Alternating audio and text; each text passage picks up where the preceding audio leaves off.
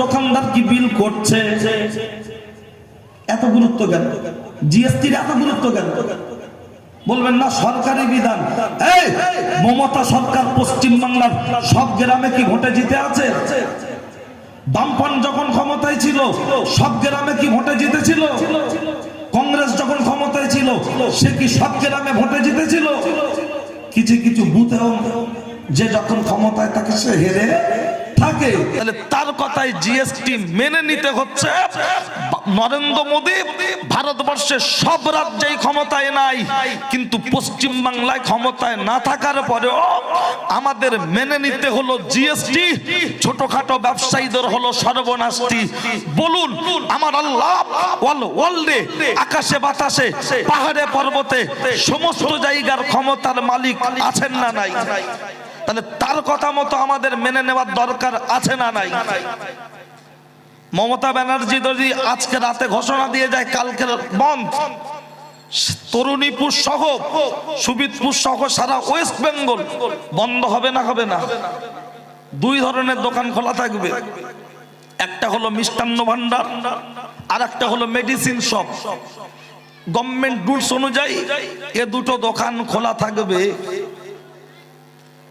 তাহলে সরকার যদি একবার ঘোষণা দেয়, সেটা যদি ব্রেকিং নিউজে বারবার দেখানো হয়, ওটাকে বিশেষ খবর খাস খবর বলে উপস্থাপন করা হয়। কথা ঠিক কি না?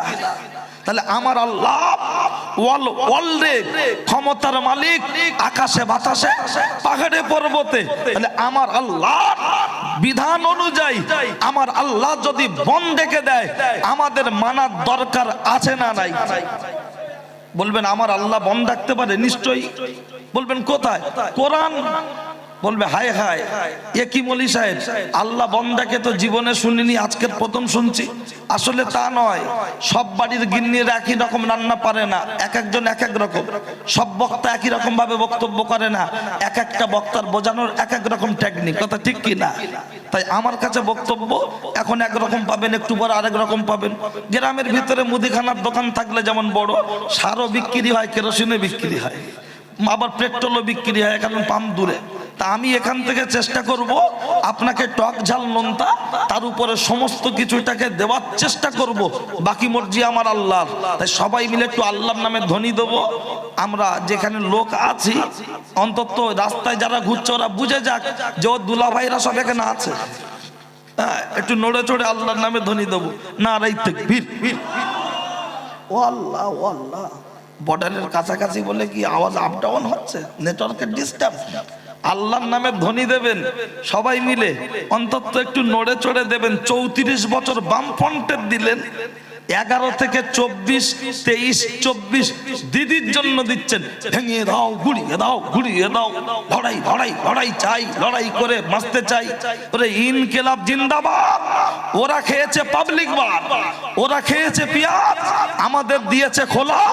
আমাদের ভোটে তাদের গলায় উঠেছে ফুলের মালা। তারপরেই বলেছে ভোট দিন, ভোট দিন, ভোট দিন দাদা।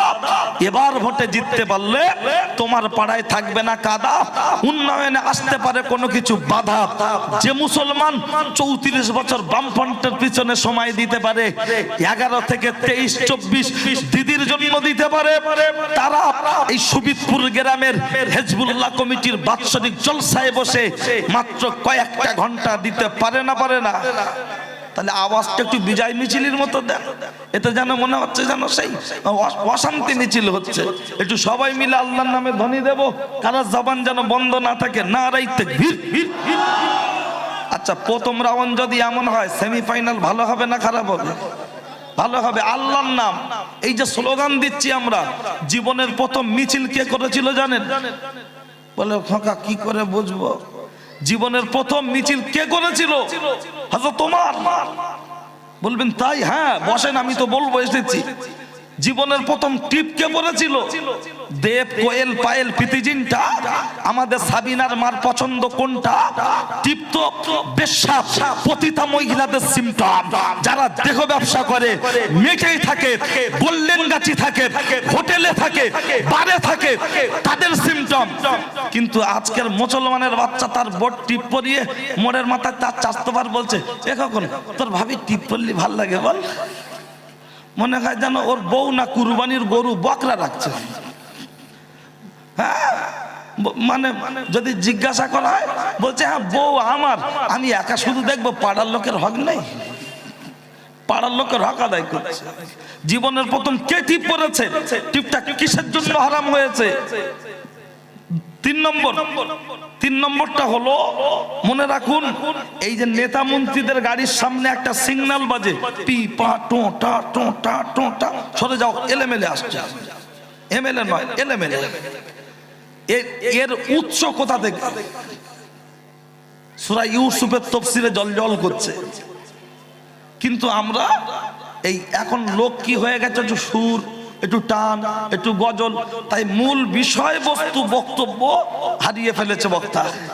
তার কারণ যদি টুকটুক টুকটুক করে বুঝিয়ে বলা, লোক উঠে গিয়ে বলে কান নিয়েছে, এটা টিউশনই পড়াচ্ছে, এসব মাল চলে। এখন মাল দিতে হবে রকেট, 180 গতিতে মোটর সাইকেল চালাবে, পড়ে যাবে, কুড়িয়ে তোলা যাবে না, বেলচা মারতে হবে, মানে একদম বিদ্যুৎ গতি যাবে, যার জন্য হয় না। এই যে সিআইডি তদন্ত, সিবিআই তদন্ত, এলাকায় দুর্ঘটনা ঘটলে কুত্তা এনে শুকিয়ে শুকিয়ে চেক করে না, এর উৎস কোথা থেকে? কোথা থেকে পাওয়া গেল? সূরা ইউসুফের তাফসীর খুললে জল করছে। বলবেন তাই? হ্যাঁ, বসুন, আল্লাহ যদি বলায় পেয়ে যাবেন। প্রশ্ন হচ্ছে 4, সবাই মিলে হবো ফুলসিরাত পার। 4 নম্বর প্রশ্ন হলো যেটা আমি সাদ্দাম হোসেন বলছি, সেটা কবরের কাগজের পৃষ্ঠা কটা? খবরের কাগজের পৃষ্ঠা কটা? সকালবেলা কিনলে সন্ধ্যাবেলা হয়ে যাচ্ছে বাসি, তাকে আমরা পড়ছি খুব বেশি বেশি, আনন্দবাজার, কলম, আজকাল পড়ছি না। কিন্তু কবরের ওটা সকালবেলা কিনলে সন্ধ্যাবেলা হয়ে যাচ্ছে বাসি, তাকে আমরা পড়ছি বেশি বেশি। কিন্তু বন্ধু মনে রাখুন, খবরের কাগজের পৃষ্ঠা জানি, কবরের কাগজের পৃষ্ঠা কটা? এই যে ওরা ওখানে ঘুরছে, আমরা বসে আছি, সব হচ্ছে, আমাদের ওদের গুনাহ হচ্ছে, এটা আমরা বলছি তো। কিন্তু ব্যাংকে টাকা ঢুকলো কি কাটলো বুঝতে গেলে বইটা আপডেট করতে হবে। তাহলে আমরা আপডেট করব, সেই ব্যাংকের ঠিকানা কোথায়? সেই ব্যাংকের ঠিকানা শুনবেন, বাঁশবাগান, 3 ফুট জায়গা, বিনা খুঁটিতে ডাইরেক্ট ছাদ ঢালাই, যার নাম কবর, ওটা ব্যাংক। ব্যাংকের বইটার নাম কি? ও তো স্টেট ব্যাংকে, পাঞ্জাব ব্যাংকের বই স্টেট ব্যাংকে যদি নিয়ে যাই, গিয়ে বলবো ও কাকা আমার পাঞ্জাব ব্যাংকের বই স্টেট ব্যাংকে হচ্ছে না। কিন্তু কবর এমন একটা ব্যাংক, ওর পাস বইটার নাম কি? ওর পাস বইটার নাম হলো আমলনামা। হুজুর, পীর সাহেব, মাওলানা, মুফতি, এমএলএ, এমপি, প্রধান, মেম্বার, সুদখোর, ঘুষখোর, যে যাবে গুপগাপ শুরু, যেমন কর্ম তেমন ফল, কি বলে? এবার যারা মনে করে যে মরে গেলে শেষ হয়ে গেল, ওদের কথা আলাদা। হিন্দু বলুন, মুসলমান বলুন, যে ধর্মের মানুষ, সে যদি সেই ধর্মটা মেনে চলে, তাহলে আর কখনো অশান্তি থাকবে না। কিন্তু আমরা ধর্মের নামে ভণ্ডামি করছি। হ্যাঁ, টুপি মাথায় দিয়েছি, দাঁড়িয়ে রেখেছি, কিন্তু ভণ্ডামি করছি। আর ইমামে আজম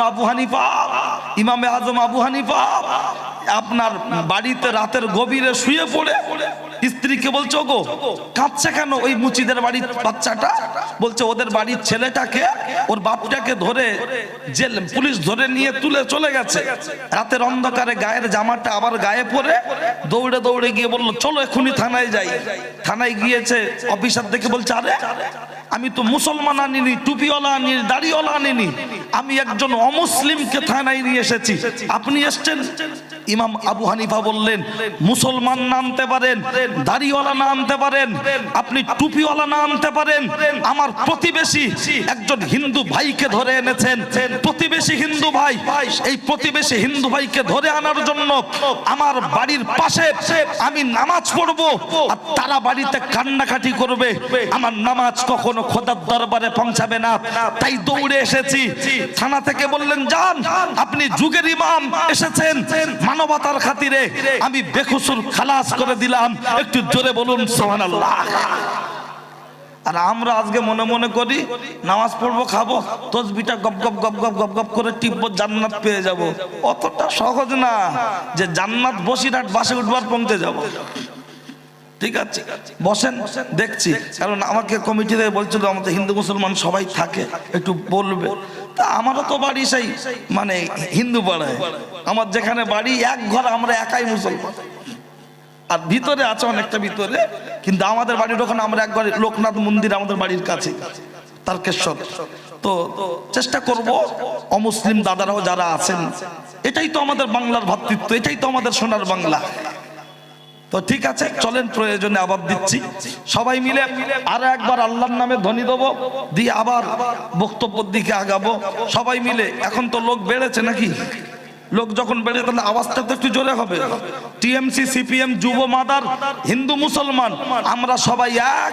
সাম্প্রদায়িক শক্তি ভালো করে দেখ, গাছের পাতা নড়ে চড়ে, খোদার কথা মনে পড়ে, রাস্তায় আছে হালকা হালকা বাম্পার, আমাদের হিন্দু মুসলমান ভারতে দিয়ে থাকতে হবে টেম্পার, কারো জবান বন্ধ না থাকে নারে তাকবীর। ও ছেলেরা, ও নওজোয়ান যুবকেরা, ও আমার মুরব্বিয়ান বাপ, অন্যায় হলে আমার করে দেবেন মাপ। বাড়ি তারকেশ্বর বাগ বাড়ি, কথাগুলো বলি একটু বাড়াবাড়ি, রাগ করবেন না তাড়াতাড়ি। আমি আপনাকে যে কথা বলছিলাম, তাহলে আমার আল্লাহ বন্দাকে বলেছি, তার আগের তথ্যটা শুনে রেখে দেন। রেডিওয় খবর হয়, টিভিতে খবর হয়, যে খবর একবার বলে ওটা বলা হয় এমনি খবর, যে খবর দুবার বলে ওটা বলা হয় খাস খবর, খাস খবর, খাস খবর। কিন্তু বলুন বলুন বলুন, টিভিতে রেডিও দুবার বললে যদি খাস খবর হয়, আমার আল্লাহ নামাজের কথাটা কতবার বলেছেন? 82 বার। তাহলে এটা উম্মতে মুহাম্মাদির জন্য খাস খবর হবে কি হবে না? কোরআন শরীফে একবার ঘোষণা হলে ওটাই তো খাস খবর। কিন্তু যখন বারবার এসেছে আকিমুস সালাহ ওয়া আতুজ যাকাত, তোমরা নামাজ কায়েম করো, যাকাত প্রদান করো, নামাজ রোজা কেউ কোনোদিন করো না কো কাজা, যদি করো কাজা কবরে গেলে পেতে হবে সাজা। নামাজ রোজা ইমানদার মুসলমানের জন্য খুবই সোজা, এটা তোমাদের জন্য খাস খবর, খাস খবর, খাস খবর। বলবেন তাহলে কোথায় বন্ধ গেছে? পার্টির তরফ থেকে যখন বন্ধ দেখে দেয়, সমস্ত দোকান বন্ধ হয়, মিষ্টির দোকান খোলা থেকে যায়, ওষুধের দোকান খোলা থেকে যায়। আমার আল্লাহ যখন বন্ধ দেখেছে, সমস্ত দোকান বন্ধ হবে, কোন দোকান কি খোলা থাকবে না? নিশ্চয়ই দুটো দোকান খোলা থাকবে, একটা হলো মিষ্টান্ন ভান্ডার আর একটা ওষুধের দোকান। চলুন একটু তথ্য দিই। ও ছেলেরা, কোথায় আমার আল্লাহ বন্ধ দেখেছে? কোরআন শরীফে সূরাতুল জুমা, ইযা নুদিয়া লিস-সালাতি মিন ইয়াউমিল জুমাতি ফাসাউ ইলা যিকরিল্লাহ, যখন তোমাদের জন্য মুয়াজ্জিন মসজিদে আযান দিয়ে দিল, দোকানদার বিক্রি বন্ধ করো, খরিদ্দার কেনা বন্ধ করো, তা না হলে হয়ে যেতে পারে হারাম। হারাম ওই টাকায় বেচাকেনা করে খেলে হয়ে যাবে অনেক ব্যারাম। ব্যারাম, যে ব্যারাম ভেলোর নিয়ে চিকিৎসা করলে লাভ হবে না, লাভ হবে না, লাভ হবে না। মুয়াজ্জিন মসজিদে আযান দিচ্ছে, হাইয়া আলাল ফালাহ, চাষি চাষ রেখে নামাজের জন্য পালা, হাইয়া আলাল ফালাহ, ড্রাইভার গাড়ি ছেড়ে নামাজের জন্য পালা, হাইয়া আলাল ফালাহ, দোকানদার দোকান ছেড়ে নামাজের জন্য পালা, হাইয়া আলাল ফালাহ, মায়েরা সংসারের কাজ ছেড়ে নামাজের জন্য পালা। এটা তোমাদের জন্য বাংলা বন, বাংলা বন, বাংলা বন। এখন কেউ বলবেন ও সাদ্দাম ভাই, পার্টির তরফ থেকে যখন বন্ধ দেখে দেয়, সমস্ত দোকান বন্ধ হয়, ওষুধের দোকান যেমন খোলা থেকে যায়, ঠিক তদ্রূপ আপনার আমার আল্লাহর যে বন দেখেছে, নারী পুরুষ সকলেই কাজ কাম ব্যবসা বাণিজ্য ছেড়ে নামাজের জন্য তৈরি হতে হবে। বাংলা বন, তাহলে কোনো দোকান কি খোলা থাকবে না? দুটো দোকান খোলা থাকবে। মিষ্টান্ন ভান্ডার, যাদের বাড়িতে আপনার ছোট ছোট বাচ্চা আছে, 6 বছরের বাচ্চা, তাদের জন্য আল্লাহর নামাজ ফরজ নাই, পার্টির তরফ থেকে যখন বন্ধ দেখে দেয় সমস্ত দোকান বন্ধ হয়। মিষ্টির দোকান যেমন খোলা থেকে যায়, কারোর আপত্তি থাকতে পারে না। মুয়াজ্জিন মসজিদে আযান দেওয়ার পরে সবাই নামাজ পড়তে চলে যাবে। 5 বছরের বাচ্চা রাস্তার ধারে দাঁড়িয়ে খেলা করবে, তার জন্য কোনো আপত্তি থাকতে পারে না। না বলবেন ওষুধের দোকান কোনটা? ওষুধের দোকান হলো ওইটা। প্রায় গ্রামে দেখবেন একজন দুজন ম্যাট পাগল থাকে না? থাকে না? পাগলদের জন্য নামাজ ফরজ নাই। পার্টির তরফ থেকে যখন বন্ধ দেখে দেয় সমস্ত দোকান বন্ধ হয়। ওষুধের দোকান যেমন খোলা থেকে যায়, মুয়াজ্জিন মসজিদে আযান দেওয়ার পরে সবাই নামাজ পড়তে চলে যাবে। তার কাটা বেরেন্টাল পাগল রাস্তার ধারে দাঁড়িয়ে খেলা করবে অথবা বক্স খাট মনে করে শুয়ে পড়বে, তার জন্য কোনো আপত্তি থাকতে পারে না। না, এই দুজনকে ছাড়া সকলকে পড়তে হবে নামাজ, গড়তে হবে সমাজ। কিন্তু না না না না না, আজকের মসজিদগুলোর দিকে তাকিয়ে দেখলে মনে হয় এতিম অসহায়, এতিম অসহায়। মসজিদে খুঁজে পাওয়া যায় না যুবক শ্রেণীদের, পাওয়া যাচ্ছে কাদের? ওল্ড মডেলের টিভিএস ভিক্টর, সেল ছাড়া স্টারলে। কারো চোখের সমস্যা, কার হাঁটুর সমস্যা, কারোর কোমরের সমস্যা, তারা যাচ্ছে মসজিদে। আর নওজোয়ান যুবকগুলো গাড়ি চালাচ্ছে হিরো হুন্ডা, নিজেকে মনে করছে বিরাট বড় গুন্ডা, সামনে নিচ্ছে ঝান্ডা, পিছনে আছে ডান্ডা, দাবি করছে আল্লাহর বান্দা, অথচ নামাজ পড়তে চায় না। বারবার নামাজের কথা বললে তখন বলছো সাদ্দাম ভাই বলো বলো বলো, তোমরা এত নামাজের কথা বলছো, নামাজ কেন পড়বো? বাস্তব সম্মতি একটি উপস্থাপন করো। চলুন মিলিয়ে নেন, চলুন মিলিয়ে নেন। আপনার বাড়ির কাছাকাছি মাওলানা বাগ, আপনার বাড়ির কাছাকাছি আমিনিয়া মাদ্রাসা, আপনার বাড়ির কাছাকাছি জামিয়া রহমানিয়া, এই যে পানিগবরের হাবেজ সাহেব হুজুর সহ যত জায়গায় 3 দিন ব্যাপী ইসালে সওয়াব হয়। হাজার হাজার পাগল পাগলি ফকির রাস্তার উপরে শুয়ে শুয়ে ভিক্ষা করে কি করে না? হাত কাটা, পা কাটা, না কাটা, চোখ বেঁকা, মাথা টাটু টাল, কিন্তু এমন ভাবে রাস্তার উপরে পড়ে আছে, বুকের উপরে লম্প জ্বলছে, হাসে না, কাশে না, নড়ে না। দেখলে মনে হচ্ছে 4.5 বছর আগে মরে গেছে মনে হয়। কিন্তু একটা ম্যাট পাগল পাগলি ফকির দেখাতে পারবেন মাথা ছাড়া বেঁচে আছে? বলবে তো এই বক্তা কোথা থেকে নিয়েছে? ফুল তার কাটা, মাথা ছাড়া আবার কেউ বাঁচে? ঠিক বলেছেন, মাথা ছাড়া কেউ বাঁচতে পারে না। হ্যান্ডেল ছাড়া সাইকেল মোটর সাইকেল চলতে পারে না। স্টিয়ারিং ছাড়া 4 চাকা লরি, 10 চাকা, 12 চাকা, 16 চাকা চলতে পারে না। শরীয়তের মাথার নাম হলো নামাজ। নামাজ, নামাজ ছাড়া মুসলমান পরিচয় থাকতে পারে না। বেপরানি, মোচরমানি, কুলখানি আর সবরেসানি, এর নাম মুসলমান? লজ্জা করে না ভাই? আমাদের যুবক ভাই যারা বসে আছো একটু ছেড়ে দাও। দুটো একটা মুরব্বী মানুষের কোমরের যন্ত্রণা আছে, অন্তত দুটো একটা চেয়ার এদিকে পিছনের দিকে দাও, অন্তত মুরব্বীরা যাতে বসতে পারে। হ্যাঁ, আমাদের ভাই যারা আছো 2-4 জন অন্তত অনুরোধ করছি, ওই পিছনে যে বাবাজি লাল দাড়িওয়ালা বসে আছেন ওনাকে একটা চেয়ার দাও। একটা কমিটির ছেলেরা কেউ একটা চেয়ারের দিকে ফাঁকা দিয়ে দাও। বাবাজি নেন, চেয়ার নেন, দাও চেয়ারটা আগিয়ে দাও। আরে আমি যখন এখানে বসে আছি মন মানসিকতা চোখ মুখ দেখলে বুঝতে পারি, তারপরে তো ডাক্তার। আমি তো মোটামুটি খুব ভালো হাজাম না হলেও হাতুড়ে মার্কা হাজাম তো আছে, সমস্যা কি আছে? চলুন, চলবে ইনশাল্লাহ।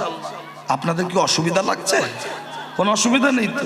এই দেখেন, আমি রঙের মিস্ত্রি, তা আমার ডেকেছে রং করার জন্য। বাড়িটা 10 বছর আগে করা আর 8 বছর আগে গ্রিল লাগানো। আমি আবার ওই এশিয়ান পেইন্ট কোম্পানির মিস্ত্রি, তা আমাকে পাঠিয়েছে রং করার জন্য। আমি কি ডাইরেক্ট রং মারবো না? একটু ঘষার দরকার হবে, ঘষার দরকার হবে, তা না হলে জং থাকবে, রং লাস্টিং কম হবে, কোম্পানির বদনাম হবে। তাহলে আমার ওই কাজটা বেশি দিন ওখানে আর করা হবে না। কোম্পানির দায়িত্বকে অগ্রাধিকার দায়িত্ব থেকে আমি যেন কোনো রকম রেডিমেড করছি, এই রিপোর্টটা যখন কোম্পানির কাছে যাবে আমাকে বাদ দেবে। ঠিক তদ্রূপ আমরা যারা আলেম বক্তা, আজকাল দেখছেন উঁচু জায়গায় কি সুন্দর বসে আছি, লোক বলছে ভালো বক্তা, হেভি বক্তা, দারুণ বক্তা, ও বড় হুজুর। আর জাহান্নামীদের কাতারে আমাদের মতো কিছু বক্তা, তাদেরকেও দেখবেন সুবিদপুরের লোক জান্নাতে যাচ্ছে, আর আমাদের মতো নামকরা বক্তা জাহান্নামীদের কাতারে। সুবিদপুরের লোক যাবে আর বলবে এসে মালের 15,000 টাকা ভিজিট ছিল, সাদ্দাম হোসেন ধরা পড়েছে। কেন? আমি দায়িত্ব, আমার বক্তব্যটা এমন হচ্ছে যাতে কমিটি আবার দাওয়াত করে, মনের নিয়ে। কিন্তু আমার যদি আমি সত্যিকারের ডাক্তার হই, বাচ্চার যতই কাঁদুক, তার যদি হাতটা স্লিপ হয়ে ডিসব্যালেন্স হয়ে যদি সরে যায়, ওর মায়েরা যখন আমার কাছে নিয়ে আসবে বাচ্চাটার হাতটাকে চেপে বসানোর জন্য, কাঁদলে কি ডাক্তার ছেড়ে দেয়? বরঞ্চ বলে একটু ভালো করে ধরো, ভালো করে ধরো, কট কট কট কট করছে, চেপে বসিয়ে দিয়ে ব্যান্ডেজ জড়িয়ে দিল, নিয়ে বাড়ি যাও। তখন মায়েরা বলে ও আল্লাহ, গতি চুপ কর, একবার একবার। তখন মা কষ্টটা বুকে মেনে নেয়, বাপ মেনে নেয়। আজকের যদি হাতটা ট্রিটমেন্ট করা যায়, বাচ্চা হবে সুস্থ। আর আজকে লাগছে বলে যদি ছেড়ে দেওয়া হয়, বাচ্চা সারা জীবন হ্যান্ডিক্যাপ, বাসে উঠলে হাফ, ট্রেনে উঠলে ফিরি। তাহলে বাপ মায়ের কষ্ট হচ্ছে, তারপরেও মেনে নিচ্ছে ডাক্তারের ট্রিটমেন্টটা নেওয়ার জন্য। তা আমাদের যখন ডাক্তার হিসাবে ডাকা হয়েছে, আমাদেরও ট্রিটমেন্টটা তেমন হবে, তাতে কেউ চটবে কেউ ফাটবে, আমাদের দেখার দরকার হবে না। বোঝা গেছে কি বলেছি? চলুন ভাই একটু আস্তে কথা বলবো। আসলে আমার কানে যদি বাইরের আওয়াজ আসে না, মাথা গরম হয়ে যায়। কারণ আমি যা বক্তব্য করি সব কথা কেতাবের নেই, এবার ব্রেন থেকে তো একটু ভেবে বলতে হবে। আর যদি মস্তিষ্কটা যদি কনভার্ট হয়ে অন্যদিকে চলে যায়, তাহলে আমি আলোচনা করব কিভাবে। ওই জন্য আমি আমার অডিয়েন্স যারা আছেন, বিশেষ করে রাস্তার সাইডে, আমি করে জোরে নিবেদন করছি, আল্লাহর রাস্তায় একটু সাইলেন্ট থাকুন। তারপরে যা আছে কপালে হয়ে যাবে সকালে, ছেঁড়া কাতা বগলে। এখন আমাকে নিয়ে এসেছেন, ট্রিটমেন্টটা নেন।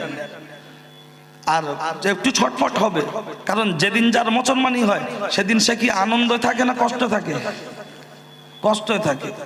এখন মুসলমানি মানে তো ছোট বিয়ে, বা ওর বাড়ি একটা খাসি বাচ্চা আছে, লোকের জানাচ্ছে। এবার যখন অ্যারেঞ্জমেন্ট রেডি হয়ে গেছে, এদিক থেকে ডাক্তার যেই আসছে, তা কোচির মামা বলছে এবু ডাক্তারে বলছে ডাক। তা যেই ডাক্তার এসছে দেখে বাচ্চাটা, নানা বলছে ওরম করছি কেন? বলছে আমার ভয় লেগে।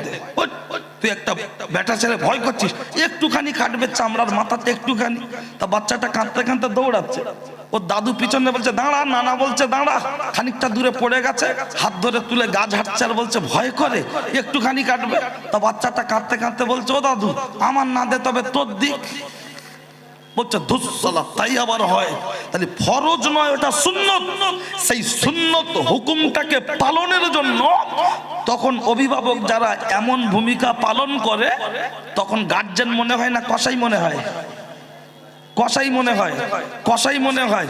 সেই কসাইয়ের ভূমিকা পালন করে নিয়ে বলে কেটে দাও, কেটে দাও। একজন চোখের দিক করছে, একজন হাত ধরছে, একজন পা ধরছে।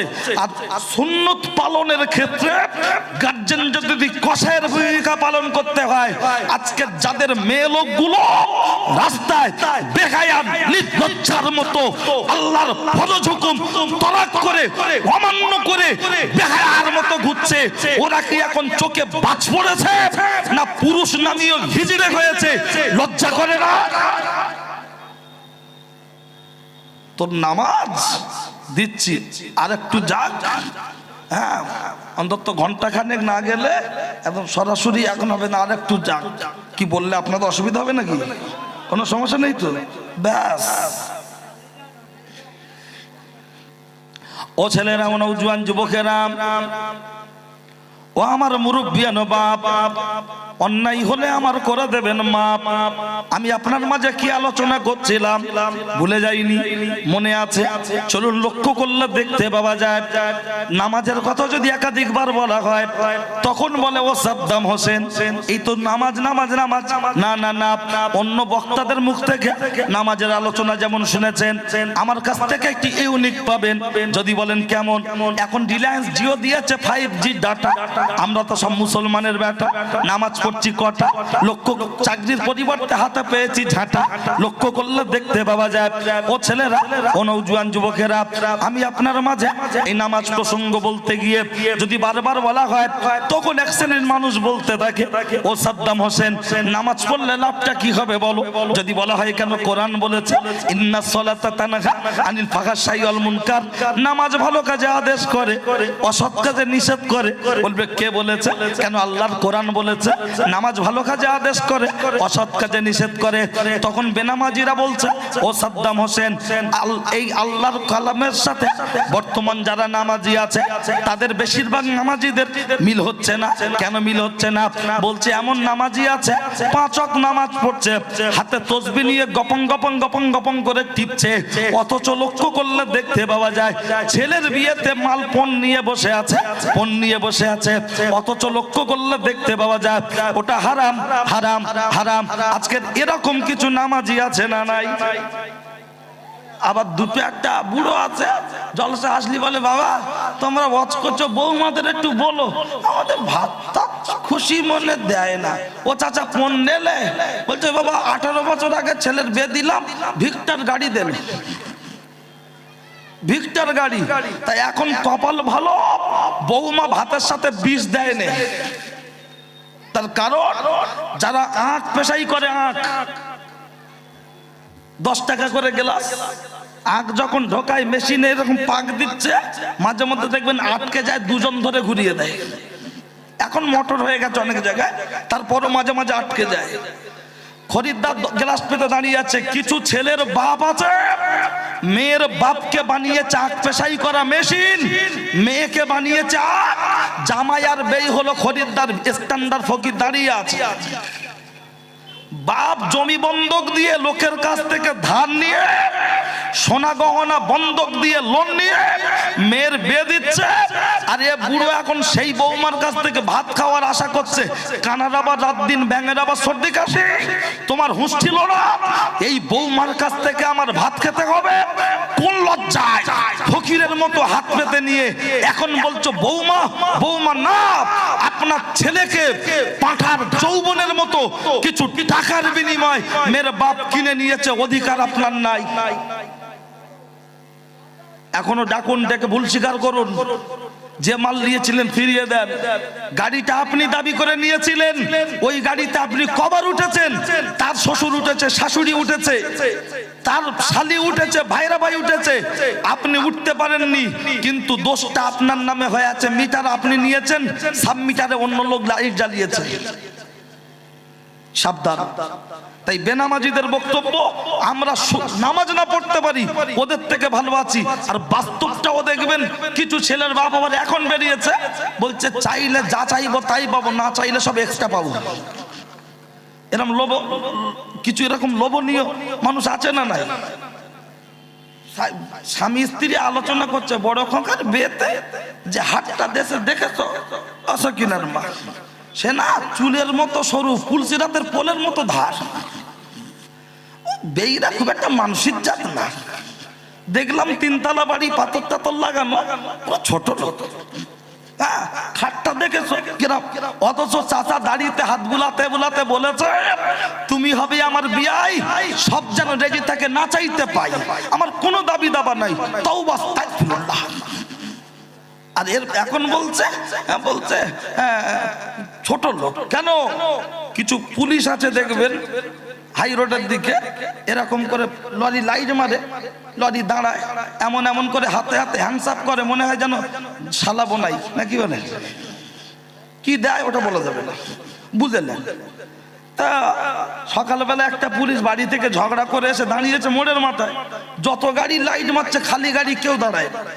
মাথা গরম হয়ে গিয়ে একটা পা ভ্যান রিক্সাওয়ালা আসছে সকালবেলা, দেখেই 90 বলে সামনে ঠেলে দিয়েছে, আর ভ্যানওয়ালা মেরেছে গাম করে ধাক্কা। পুলিশ বলছে 90 ধাক্কা মারলি? বলছে স্যার 90 মানে কি, আর ইংরাজি না বাংলা? বলছে ইংরাজি। বলছে স্যার যার নেই কোনো জ্ঞান সে চালায় ভ্যান, ইংলিশ ইংলিশ বুঝি? তা বলছে 10 টাকা জরিমানা। বলছে স্যার আল্লাহর কিরা কোনো বউনি হয়নি? বলছেন তো খইনি দে? বলছে খাই না।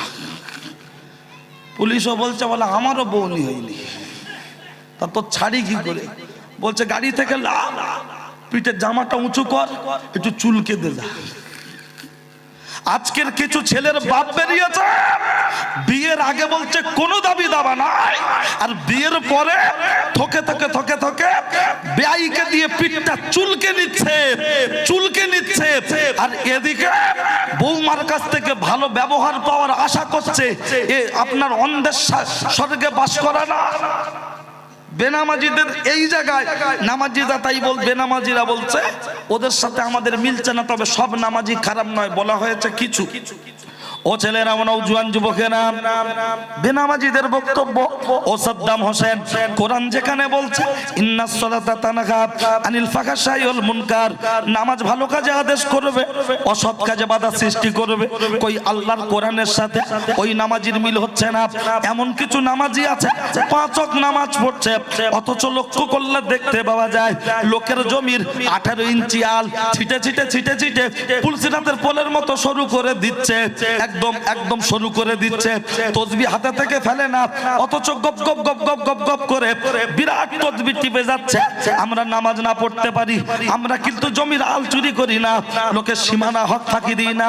এমন কিছু মানুষ আছে ভাই ভাইয়ের হক ফাঁকি দিয়ে ভিতরে ভিতরে নিজের নামে রেকর্ড করে নিচ্ছে। এমন কিছু মানুষ আছে পার্টির ক্ষমতায়, টাকার ক্ষমতায়, বংশের ক্ষমতায়, ছেলেপুলের ক্ষমতায় লোকের হক ফাঁকি দিচ্ছে। আর বুড়ো বয়সে যখন সকার ফেল হয়ে যাচ্ছে, সকার কোমরে ব্যথা, হাঁটুতে ব্যথা, দাঁতে ব্যথা, তখন এলাকার মানুষকে দাওয়াত করে খাইয়ে দিয়ে হজে যাচ্ছে। এরকম মানুষ আছে না নাই? তবে আপনাদের এখানে নেই। যা বলছি ওই সামনে যে ব্রিজটা আছে, কাঠের ব্রিজটা পার করে অন্তত তাড়া করলে যেন পালাতে পারে। এ শোনাচ্ছার জায়গা, এখানে কোনো ডিস্টার্ব নেই, লক্ষ্য করলে দেখতে পাওয়া যায়। ও ছেলেরা, ও নওজোয়ান যুবকেরা, বেনামাজিদের বক্তব্য আমরা নামাজ না পড়তে পারি, মুখে দাঁড়িয়ে না থাকতে পারে, ওর থেকে আমরা ভালো আছি। না না না না না, লক্ষ্য করলে দেখতে পাওয়া যায় একাধিকবার যদি বলা হয় তখন বলছো সাদ্দাম হোসেন। এমন কিছু মানুষ আছে 5 ওয়াক্ত নামাজ পড়ছে, অথচ লক্ষ্য করলে দেখতে পাওয়া যায় তার বাড়িতে সুদের ব্যবসা চলছে। সপ্তাহে একদিন করে গুরুবুলনের মিটিং বসছে, যেখানে আল্লাহর কোরআন বলেছে আহাল্লাহুল বাইয়া ওয়া হারামার রিবা, তোমাদের জন্য ব্যবসাটা হলো হালাল, সুদটা হলো হারাম। সুদ খেলে যত রকমের গুনাহ হবে, তার মধ্যে এক প্রকার গুনাহ হলো ছেলে যদি আপন মায়ের সাথে জিনা করে, ব্যভিচার করে, যতটা গুনাহ হবে যারা সুদ দিচ্ছে, সুদ নিচ্ছে, অতটা পরিমাণ গুনাহ হবে। ও পর্দার আড়ালে মার বোন, ভিতরে ভিতরে নিয়েছো গুরুবুলন, ও পর্দার আড়ালে মার বোন, ভিতরে ভিতরে নিচ্ছ বন্ধন লোন। একটু তৈরি থাকো, ধোলাই চলবে, একটু তৈরি থাকো, ধোলাই চলবে। লক্ষ্য করলে দেখতে পাওয়া যায় এই যে সুদের ব্যবসাটা পাড়ায় পাড়ায় ঢুকিয়ে দেওয়া হয়েছে। হারাম হারাম। আপনার পৃথিবীতে যত ধর্মগ্রন্থ এসেছে, ধর্মগ্রন্থ এসেছে, মুসলমান ধর্ম ছাড়া অন্যান্য ধর্মাবলীদের যত ধর্মগ্রন্থ এসেছে, কোন ধর্মগ্রন্থেতে কেউ দেখাতে পারবেন না সুদকে বৈধ করেছে, সুদকে বৈধ করেছে। না না না না না, সুদ হারাম হারাম হারাম, কিন্তু পাড়ার ভিতরে এটাকে ঢুকিয়ে দেয়া হলো কেন? কেন? ও ছেলেরা, ও নওজোয়ান যুবকেরা, এমনি আলুর খোলা কেউ খায় না, কিন্তু চপের ভিতরে দিলে আর কেউ বাদ দেয় না। এমনি দিলে গ্যাস, এই আলুর খোলা খাবো না, খাবো না। আর রোজার মাসে আলু সুগার রুগী হোক আর গ্যাসের রুগী হোক, এক পিস হলেও খেতে ইচ্ছা করে না, করে না? রোজার মাসে বিরাট ইচ্ছা, অন্তত এক পিস হলেও তখন খুব খুশি। তাহলে আলুর খোলা এমনি খায় না, চপের ভিতরে দিলে বাদ দেয় না। ঠিক তদ্রূপ এমনি ওরা দেখেছে মানুষ ডাইরেক্ট সরাসরি লোন নেবে না, খাবে না। যদি চপের ভিতরে খোলা যেমন প্যাকিং করে দেয়া হয়েছে কেউ বাদ দেয় না, ঠিক তদ্রূপ যদি আঁচলের তলা থেকে প্যাকিং করে দেওয়া যায়, দেওর শ্বশুর বোনাই হাফেজ সাহেব ইমাম সাহেব মলি সাহেব আপনার সবাই এক পিস করে হলেও খাবে, তখন আর কেউ বাদ দেবে না। এমনি দেখবেন সব গরম আছে বলছে বিরাট, বলছে 2 পিস দে, ঠেকিয়ে দিল হলারে, চলে গেল চেম্বারে। দুটো খেয়ে বলছে বিশাল ব্যাপার তো, আর দুটো দে। তাহলে এমনি আলুর খোলা খায় না, কিন্তু ওখানে খাচ্ছে। ওরা দেখেছে মানুষের ভিতরে যদি অশান্তি ঢুকিয়ে দিতে হয়, অশান্তি ঢুকিয়ে দিতে হয়, হারাম মাল যদি ভিতরে ঢুকিয়ে দেওয়া হয়, তখন ওই মানুষের ভিতর থেকে শান্তি অটোমেটিক উঠে যাবে, স্বাভাবিক। হারাম মাল যদি ভিতরে ঢুকে যায়, সাউন্ডটা একটু চেপে গেল কেন ভাই? ভিতরে যদি হারাম মাল ঢুকে যায়, অটোমেটিক আপনার আমার ভিতর থেকে শান্তি উঠে যাবে। প্রমাণ কটা নেবেন? দুটো, এখন দুটো নেন, পরে 20টা দিচ্ছি। ডনমাই হিন্দু মুসলমান জৈন খ্রিস্টান সবার জন্য আজ থেকে 30 বছর আগে এলাকা অনুন্নত ছিল, ইলেকট্রিক ছিল।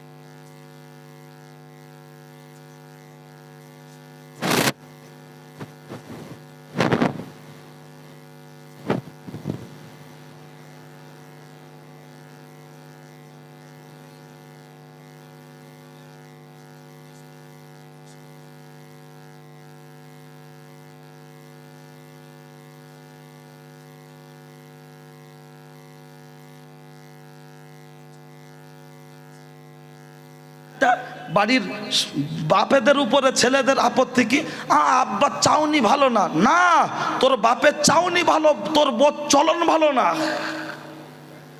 ওই বৌমা কেমন করে পোশাক টোশাক পরে বলে বলে ও আগে থেকে স্বামীর বলছে তোমার আব্বা কেরাম করে তাকায়, তার মানে ও আগে থেকে লাইনটা কেটে দিচ্ছে যাতে আমার শ্বশুর শাশুড়ির কোনো কথা যেন আমার স্বামীর কানে ভালো না লাগে।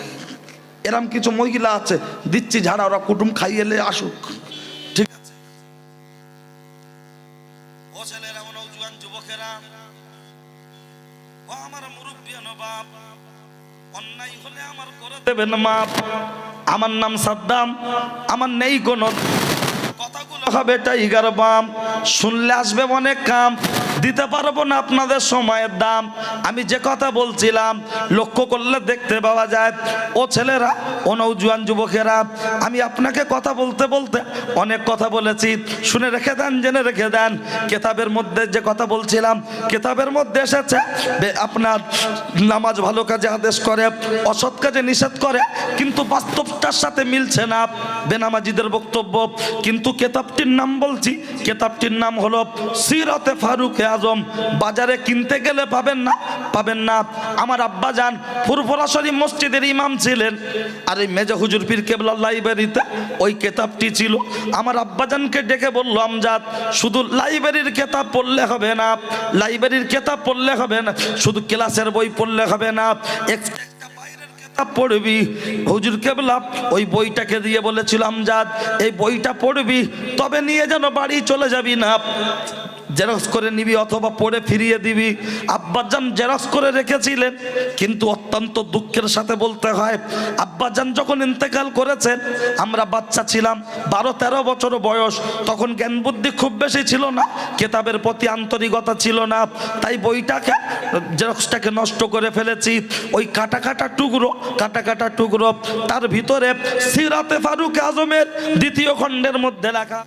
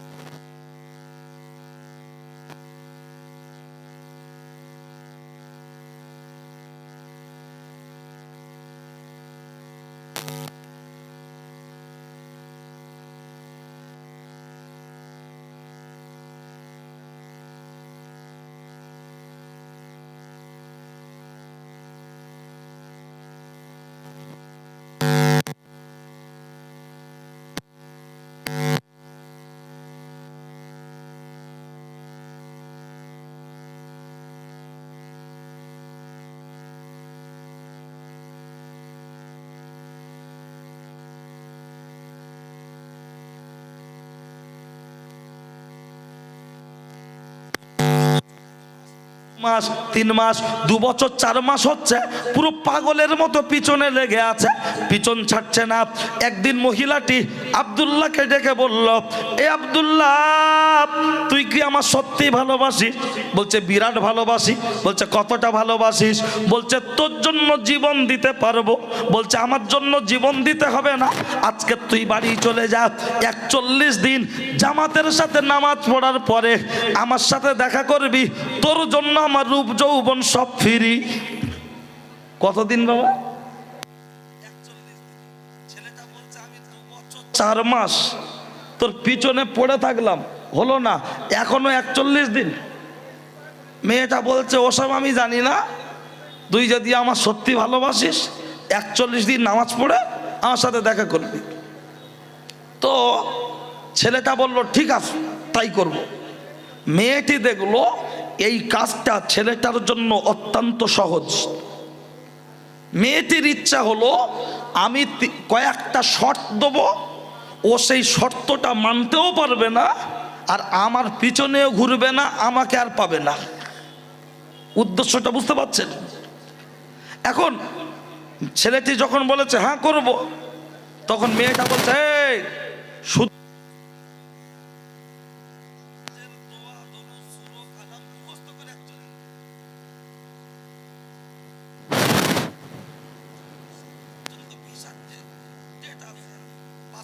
ভ্যালিডিটি আছে, তা আমার যদি 25 সালে তুই ভিসা দিস আমি নিয়ে কোথায় যাব? মেয়েটা বলতো সব আমি জানি না, তুই যদি আমার ভালোবাসিস করবি।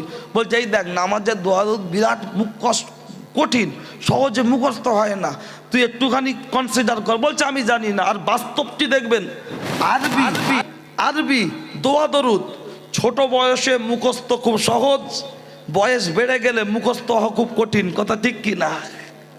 যদি বলেন কেমন? কোমর পাড়ায় গরুর গাড়ি, বোঝাই করা কলসি হাঁড়ি, আকাশ ঘিরে মেঘ করেছে সূর্য গেল পাটে, ফুকু গেল জল আনিতে পদ্মা দিকের ঘাটে। Twinkle twinkle little star, how I wonder what you are, like a diamond in the sky, Jack and Jill went of the hill to fetch a pail of water. সেই ক্লাস 2, 3, 4 পড়া আজও টুকটাক আমাদের সবারই কম বেশি মুখস্থ আছে না নাই? ছিলাম 12-এ পড়েছিলাম।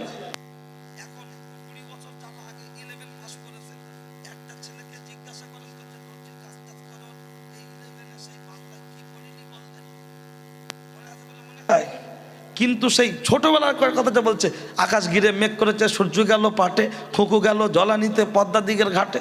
সেই ছোটবেলার পড়াটা মনে আছে, আর বড় বয়সের পড়াটা ওর ব্রেনে নেই। কেন নেই? না থাকার কারণ হলো, মানুষ যখন ছোট থেকে আস্তে আস্তে আস্তে বড় হয়ে ওঠে, তার মস্তিষ্কটা চারিদিকে ব্যস্ত হয়ে যায়, তখন কোনো জিনিস আর চট করে ব্রেনে থাকে না। ওই জন্য করে হাফেজ হলে ছোট্টবেলায় হিফজ করতে দেয় বাচ্চাদেরকে, কারণ অল্প দিনে বাচ্চাটা হিফজ কোরআন মুখস্থ করে ফেলে। কথা ঠিক কি না? আমরা একদম প্রত্যক্ষদর্শী, মাদ্রাসায় যেগুলো বাচ্চাগুলো অল্প বয়সে এসে ভর্তি হয়েছে, অল্প দিনে অনেকটা এগিয়ে গেছে। আর বড় বয়সের ছেলে এসেছে, তার থেকে ডবল সময় পড়ছে, কিন্তু যেন তার ধারে কাছে যেতে পারছে না। ওই জন্য এখানে আমি একটা শিক্ষণীয় বিষয় বলছি, বাড়ির প্রত্যেকটা বাচ্চাকে আপনি কোরআন শিক্ষা দেবেন। আমি মাস্টার করার বিরোধী নয়, ডাক্তার করার বিরোধী নয়। আপনি মাস্টার করুন, ডাক্তার করুন, অ্যাডভোকেট করুন, লয়ার করুন, ইসলাম বাধা দেয়নি। কিন্তু মোমবাতির ভিতরে সুতো না থাকলে মোমবাতি জ্বলবে না। মাস্টার, ডাক্তার, ইঞ্জিনিয়ার, ব্যারিস্টার, তার ভিতরে কোরআনের জ্ঞান না থাকলে চলবে না। ছোট্ট একটা এক্সাম্পল লিখেছেন হযরত আশরাফ আলী থানভী রহমাতুল্লাহ আলাইহি, হাকিমুল উম্মাহ। আমরা যেমন দাদা হুজুরকে মানি, আল্লামা হুজুরকে মানি, তবলিগ জামাতের ভাইয়েরা ওনাকে রকম মানেন, আমরা তানাকে আলেম হিসাবে মানি। কথা ঠিক কি না? তো উনি একটা উপমা বোঝাতে গিয়ে একটি কথা উল্লেখ করেছেন, এই কোরআনের জ্ঞান না থাকলে কি হয়, এটা জাস্ট একটু বলছি। বাবু কথা বলবেন না, কারণ আমার মজলিসে কথা বললে আপনারও ভালো লাগবে না, আমারও ভালো লাগবে না। স্বামী স্ত্রী দুজনের সংসার, আর আল্লাহর এমন মিলন দেখবেন, স্বামী যদি চালাক হয় স্ত্রী বোকা হয়, স্বামী যদি রাগী হয় স্ত্রী নরম হয়। কথা ঠিক কি না? কারণ দুজনেই যদি সমান সমান হয়, ফিউজ কাটবে না ট্রান্সমিটার পুড়বে, ট্রান্সমিটার পুড়বে, তার মানে তালাক হবে। আর যদি একজন নরম আরেকজন গরম হয়, ফিউজ কাটবে, ঝগড়া হবে, 2 ঘন্টা পরে আবার মিল মোহাব্বত হয়ে যাবে। তা স্বামী স্ত্রীর এমন মিলন আল্লাহর সেটিং। এখন দাদু আর দাদির দুজনের সংসার, দুজনে খুব ঝগড়া করছে। বুড়ি বলছে এই দুদিনের দুনিয়া, মরে যাব, ছেলেদের আলেম করতে হবে, হাফেজ করতে হবে। আর বুড়ো বলছে মরে যাব তো শেষ, আলেম হাফেজ করে কি হবে, যার নেই কোনো গতি সেই করি ইমামতি, 2,500 টাকা মাইনে, ডাক্তার করি, 2 টাকা ইনকাম করবে। বুড়ি বলছে তোমার তো কবরের ভয় নেই, তোমার ছেলে করো, আমার ভাগে 2 দাও, আমি তাদের হাফেজ মাওলানা করব। মানে এক কথা, খালি তা তখন বুড়ি বলছে আমার কোনটা দেবে বলো। বলছে তুই ওই ছোট্টালে, ওর ব্রেন খারাপ, 4 বছরে এখন কখন বই শেষ হয়নি, ওইটা তুই লে। আর বাস্তবে মাদ্রাসার ভর্তি করে কোনটা? নাক দিয়ে সিগনিজ হচ্ছে, কান দিয়ে সাতসা করে গিরিশ বেরোচ্ছে পুঁচ। ওর মা বলছে ওলাউটোর হবে না, গ্যারেজে দাও মাদ্রাসায়। আর ইংরেজি মিডিয়ামে কোনটাকে দিচ্ছে? লাল টুকটুকে চেহারা, ওর বাপের মোবাইলে উল্টো পাল্টা জিনিস ডাউনলোড করে ভরে রেখেছে। ও খুলে দেখি ওর মার বলছে ও মা এরা কি করছে? বলছে ওলা উঠো, রাখ রাখ মোবাইল রাখ, বেশি পেকে গেছি। তো ওর বাপ বাড়ি আসলি বলছে এই দেখো ছেলে খুব পেকে গেছে, ওর মাদ্রাসায় দেওয়া যাবে না, ব্রেন ভালো, নষ্ট হবে মাদ্রাসায় দিলে, ওর ইংলিশ মিডিয়ামে দাও। মাদ্রাসায় মাসে 500 টাকা, সেখানে দেয় না, তাও সব মাদ্রাসায় 500 নেয় না। গরিব হলে ফ্রি, এতিম হলে ফ্রি, আছে না নাই?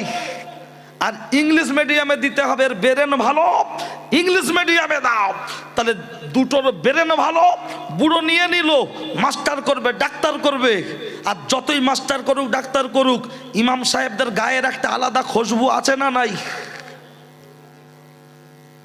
ইমাম যারা, মাদ্রাসার শিক্ষক যারা, আলিম হাফেজ, পাড়ার ভিতরে যারা আছে দেখবেন গরিবের ছেলে, কিছু বলবেন নাকি?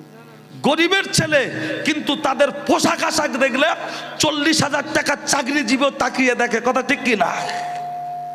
কিন্তু ভালো করে খবর নাও, ওর আব্বা চাষি লোক, ভালো করে সোজা হয়ে দাঁড়াতে পারে না মালে, সেরকম। এখন বুড়োর দিকে 2, বুড়ির দিকে 1।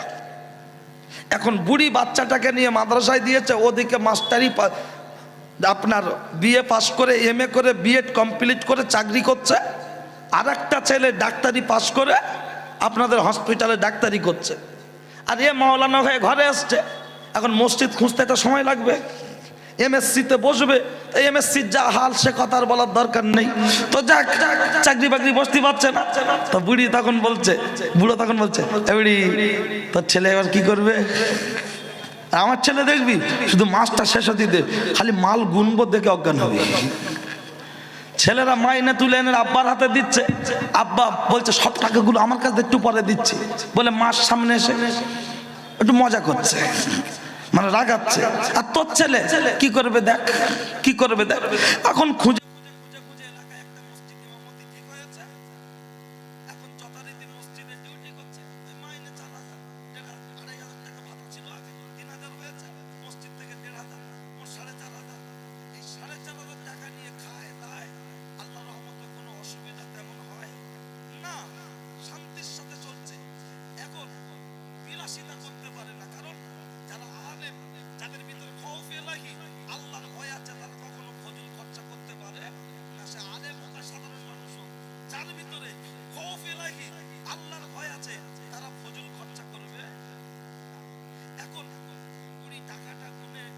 মনে করছে তো আমার সামনে ভারী জ্বালাচ্ছে প্রতি মাসে।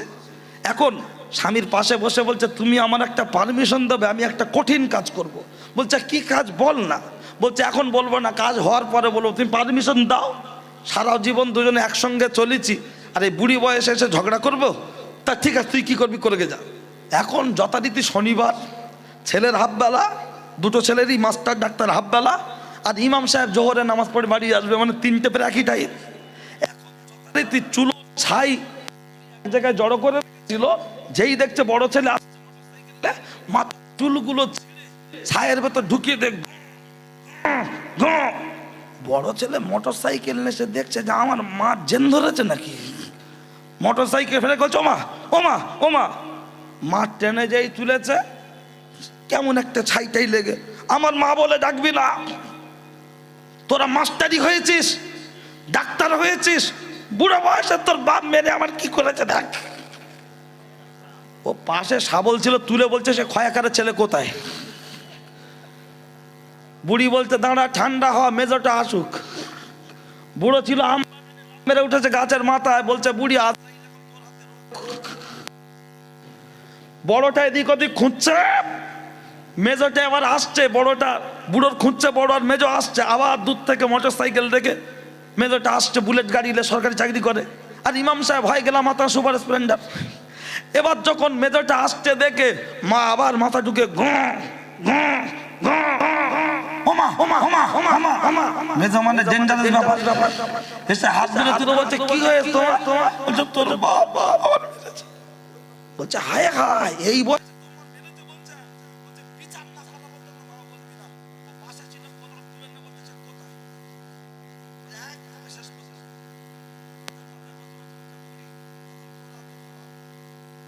তুই দেখ মা বলতে গেছে খোঁজ, বাপ কোথায় গেছে, ছোটটা আসুক। এরা দুই ভাই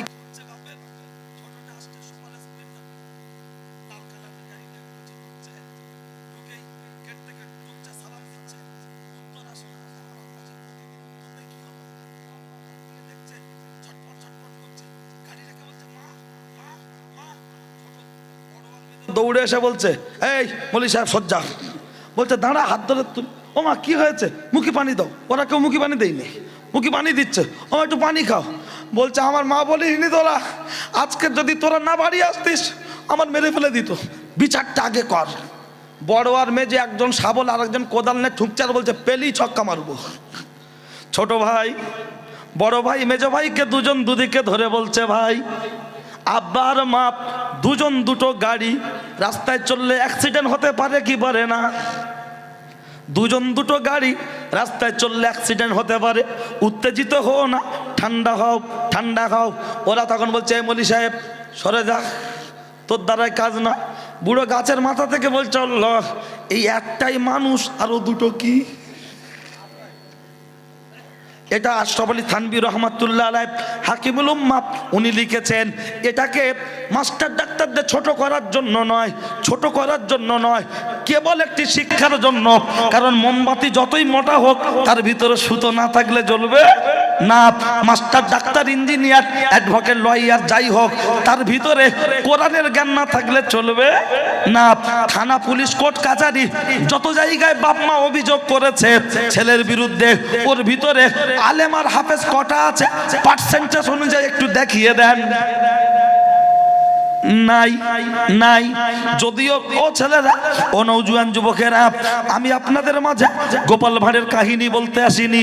এটা নবিয়ানা মেম্বার, এখানে বসে যে কথাটাই বলবো তা'মুরুনা বিল মারুফ ওয়া তানহাউনা আনিল মুনকার, লক্ষ্য করলে দেখতে পাওয়া যায় তার উপরে আপনার আমার বক্তব্য থাকতে হবে।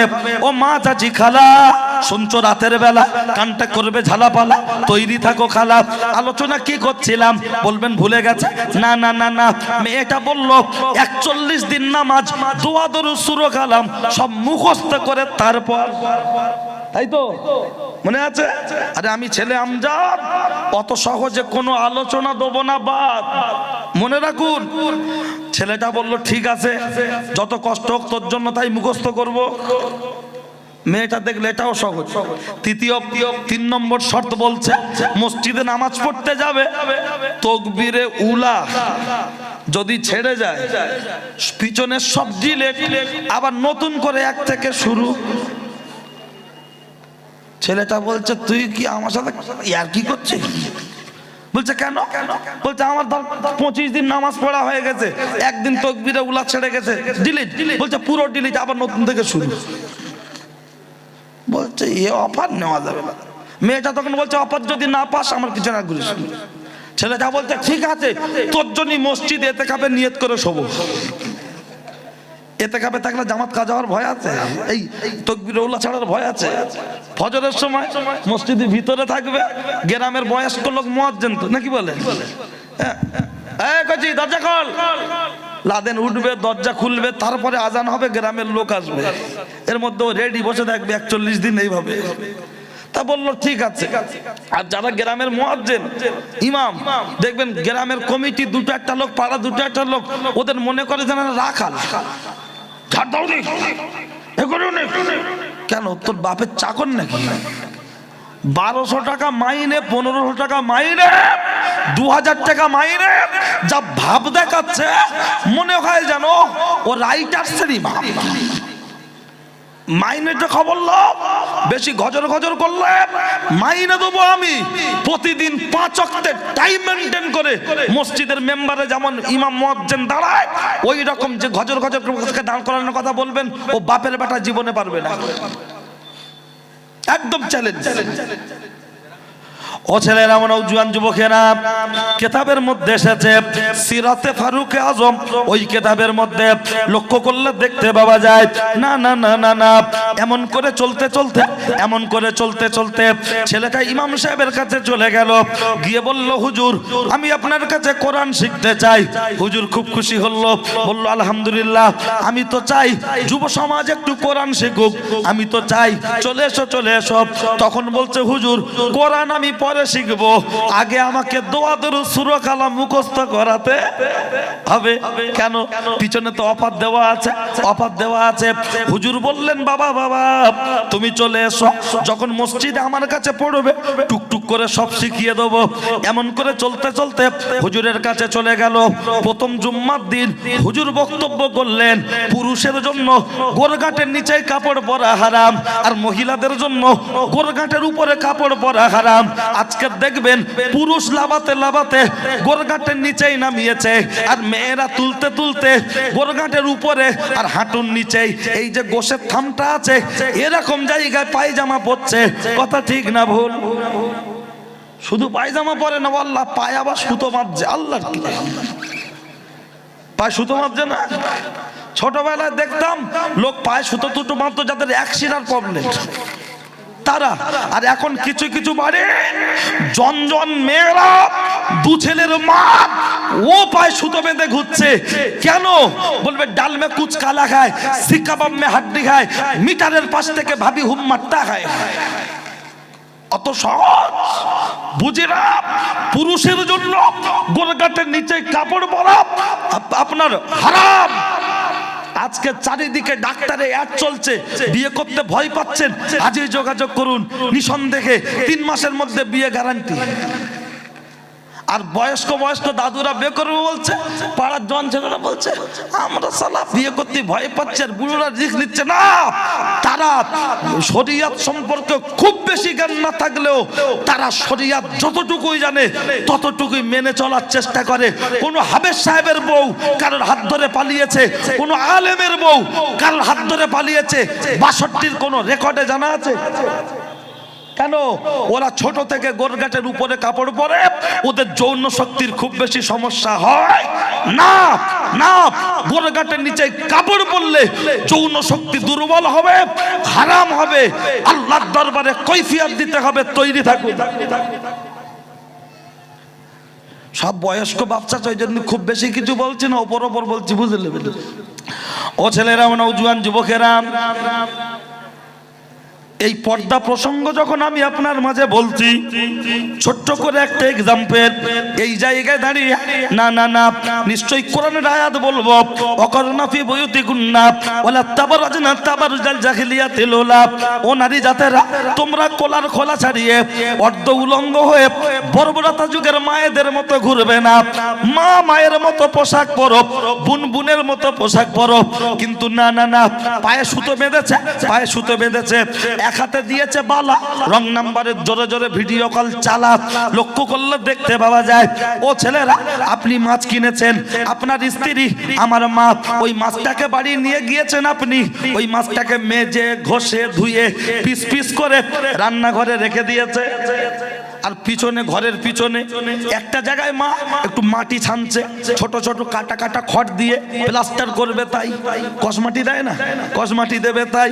আর হঠাৎ হঠাৎ করে একটা বিদেশি মেহমান চলে আসলো। বিদেশি মেহমান এসে বলছে ম্যাও ম্যাও ম্যাও। আপনার স্ত্রী আমার মা যাই কাজ করুক, তার মস্তিষ্কটা রান্নাঘরের দিকে যাবে কি যাবে না? এই সাদ্দাম, এই দেখ দেখ দেখ, মাছটা মনে হয় বিড়াল খেয়ে নিল, দেখ না রে। আম্মাজি, মাছ কি করব? বলছে মাছটা ফ্রিজে দে। আম্মাজি, মাছটা কি করব? বলছে মিচকেশে দে। আম্মাজি, মাছটা কি করব? বলছে মাছের হাঁড়ির মুখে ভারী কিছু একটা চাপিয়ে দে, যাতে বিড়াল মাছটা খেতে না পারে। আচ্ছা, পোনা মাছের কেজি 150 টাকা, রুই মাছের কেজি 200 টাকা, বিড়াল খেয়ে নেবে, তার জন্য যদি ফ্রিজে ঢুকিয়ে রাখতে হয়, মিটকেশে ঢোকাতে হয়, মাছের হাড়ির মুখে যদি ভারী কিছু চাপাতে হয়, আপনার স্ত্রী আমার মা, আপনার মেয়ে আমার বোন, তার রূপ যৌবনের মূল্য ও কি পুঁটি মাছের থেকেও কম? রুই মাছ বিড়াল খেয়ে নেবে, তাই শোকেশে রাখছেন, মিটকেশে, ফ্রিজে। আজকের যাদের বাড়ির মেয়ে আর বউগুলো মাছের মতো চড়ে চড়ে চড়ে চড়ে ঘুরছে, ওদের পিছনেও কিছু বিড়াল এসে ঘুরছে না, ঘরে না? বিড়াল এসে বলছে ম্যাও ম্যাও ম্যাও, মেয়ের মা, ও ভাবি ফোন নাম্বারটা দাও দাও, ও ভাবি ফোন নাম্বারটা দাও। মেয়ের মা বলছে ম্যাও, আও খাও, গল্প করে যাও, তুমি তো বিথারির ছেলে, ভয় কাকে পাও? ম্যাও ম্যাও, আও খাও, গল্প করে যাও। সামান্য 150 টাকার মাছ বিড়াল খেয়ে নেবে, সেটাকে যদি ফ্রিজ জাত করতে হয়, সামান্য 200 টাকার মাছ বিড়াল খেয়ে নেবে, সেটাকে যদি ফ্রিজ জাত করতে হয়, আপনার সুন্দরী স্ত্রীটাকে সাজিয়ে গুছিয়ে রাস্তায় তুলে দিচ্ছেন, পিছনে বিড়াল লাগবে না লাগবে না? লজ্জা হয় না? শরম হয় না? বললে বলতে যুগ জামানা পাল্টে গেছে। কে বলেছে যুগ পাল্টেছে? কথায় কথা বলে যুগ খারাপ, যুগ খারাপ। ওরে যুগ খারাপ নয়, মানুষ খারাপ। পরিষ্কার রাসূলুল্লাহ হাদিস শরীফের মধ্যে বলেছেন, তোমরা যুগ জামানাকে গালি দিও না, যুগ জামানার কোনো পরিবর্তন হয়নি। বাবাজি রাগ করে চলে যাচ্ছেন নাকি? ও আচ্ছা, হ্যাঁ, একটু পেশাবের প্রয়োজন হয়, একটু খাবারও প্রয়োজন হয়, অনেকক্ষণ ধরে বসে আছেন, আমি খুশি। হ্যাঁ চলুন। এই যে কথাটা বললাম, কম মনের দুঃখেই নয়, সামান্য 10,000 টাকার মোবাইল কিনে বলছে কেন স্ক্রিন গার্ড হবে, স্ক্রিন গার্ড বলছে কমা দামি হবে, বলছে দামিটা হবে না, বলছে নেই। মোটর সাইকেলে চলে যাচ্ছে দূরে, কেন? বলছি স্ক্রিন গার্ড না মারলে জিনিসটা নষ্ট হয়ে যাবে। স্ক্রিন গার্ড লাগানোর পর বলছে কভার হবে, কভার, বলছে কি মডেল, বলতে বলছে OnePlus, বলছে হবে না, বলছে কি করতে, দোকান খুলে রেখেছে, বন্ধ করতে, চলে যাচ্ছে দূরে, কেন? বলছে কভার না লাগালে পড়লে ভেঙে যাবে। আহা, 20,000 টাকার মোবাইল, ঘষলে দাগ হবে, পড়লে ভেঙে যাবে, তার কভার লাগাচ্ছ, আর কোটি কোটি টাকার দামের সাথে তুলনা হয় না। সুন্দরী বউটাকে দেবরের হাতে ছেড়ে দিচ্ছ, নন্দায়ের হাতে ছেড়ে দিচ্ছ, এখন ফুচকা খাওয়াবে, পরে আড়ালে নিয়ে গিয়ে ফুচকা উসুল করবে, তৈরি থাকো।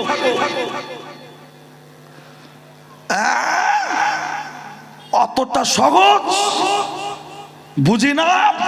মলি সাহেব বললে বলে, মলি সাহেব বলবে কেন? মলি সাহেব বলবে না তো কোন বাপ বলবে?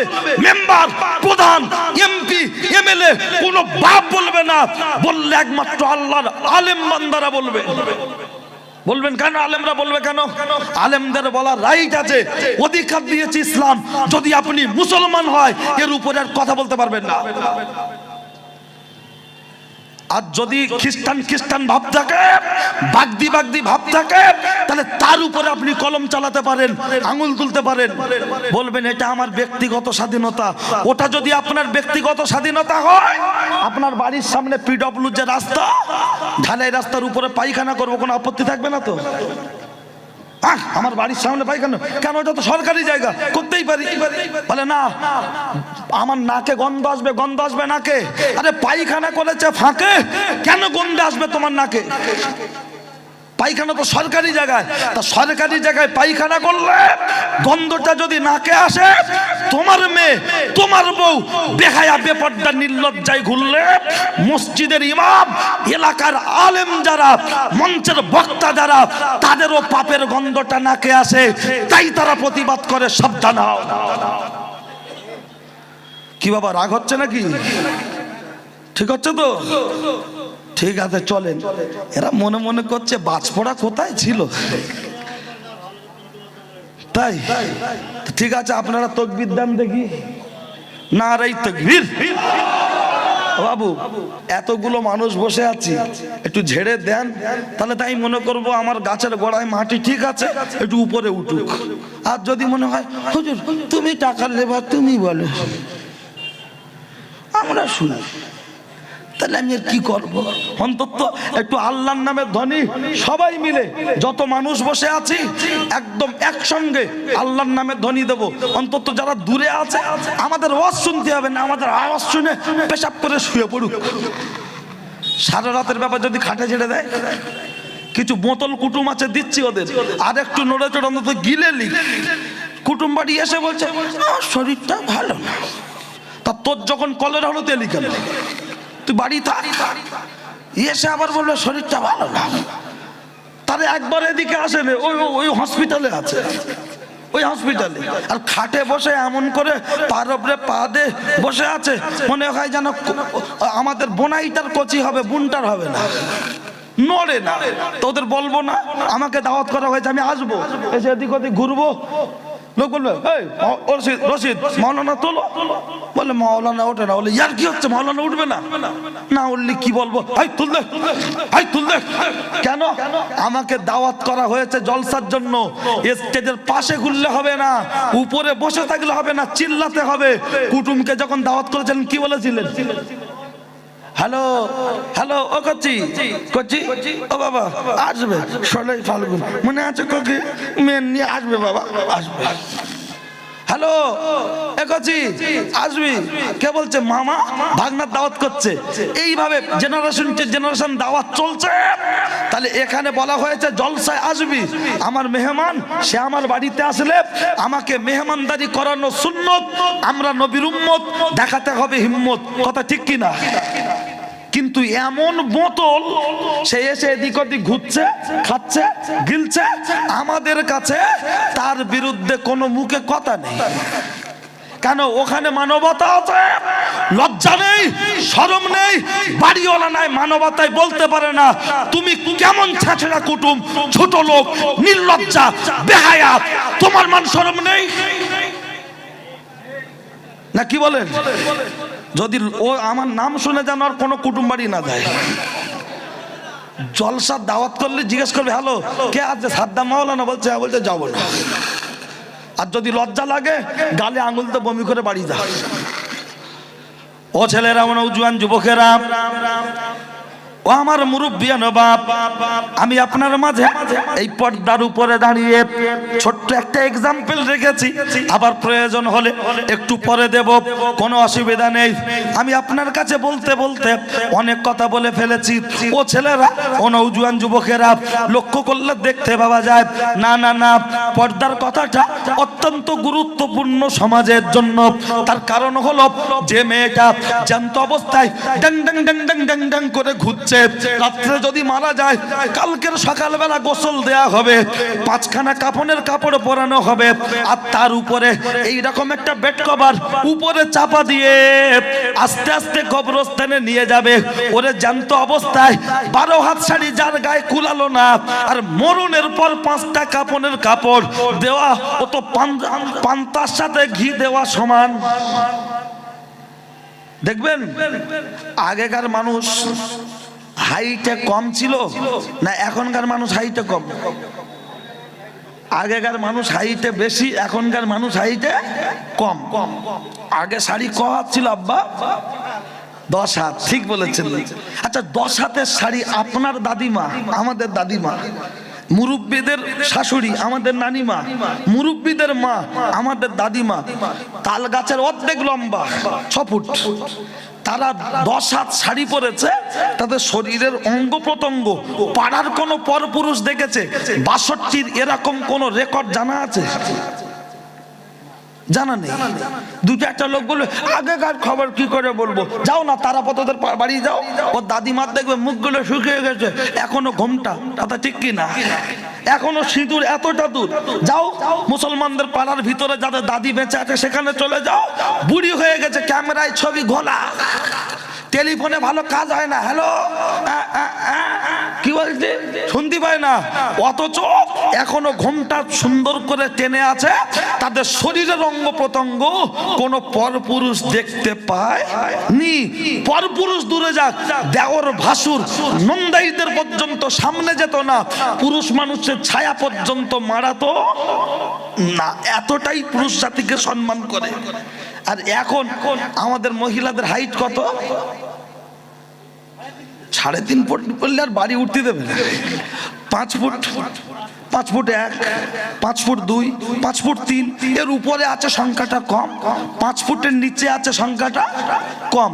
কিন্তু শাড়ির সাইজ 12 হাত শাড়ি, কিছু কিছুতে ব্লাউজের পিস ফ্রি আছে না নাই? 12 হাত শাড়ি, ব্লাউজের পিস ফ্রি পড়ছে বড় ভাবি, এসে কায়দা করে জড়াচ্ছে, আলিফ খালি বান নিচে 1 নোক্তা, লাম খালি মিম খালি নুনের মাথায় 1 নোক্তা, পেট ফাঁকা পিঠ ফাঁকা, কপালেতে 1 নোক্তা দিয়ে ঘুরছে।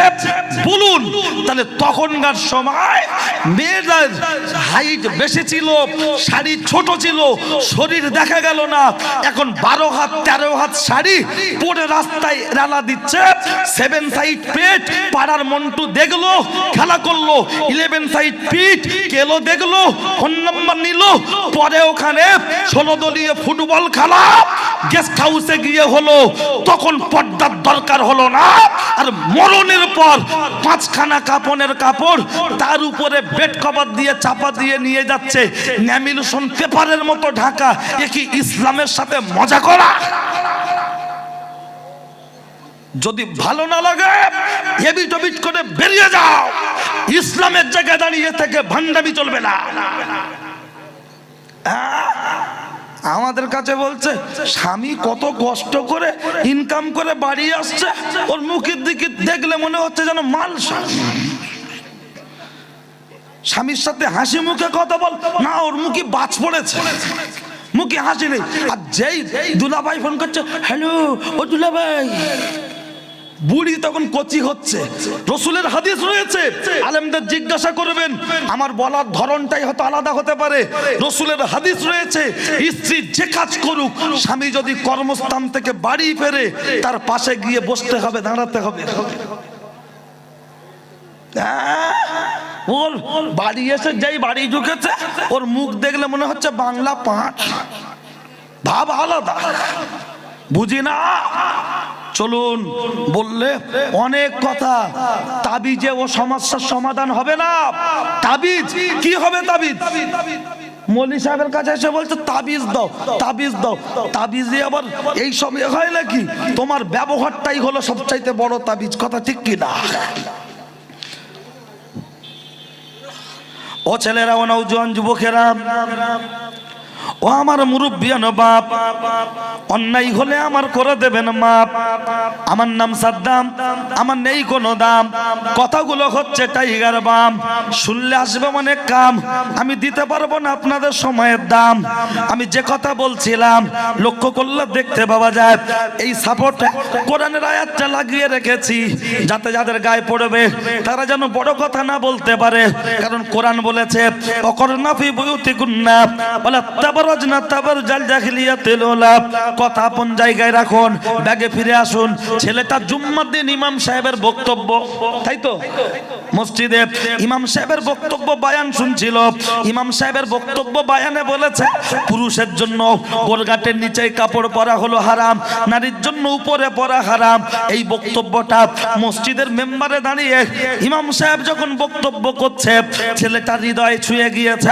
উপকারিতা অপকারিতা বর্ণনা করার পরে ওই ছেলেটি ইমাম সাহেবের সাথে মোসাফা করে বুকে বুকে মিলে নিয়ে বলল, হুজুর আমি এতদিন পর্যন্ত গোরগাটের নিচে কাপড় পরতাম, আজ থেকে গোরগাটের নিচে কাপড় পরা আমি পরবো না, আমি নিজে থেকে ওয়াদাবদ্ধ হচ্ছি।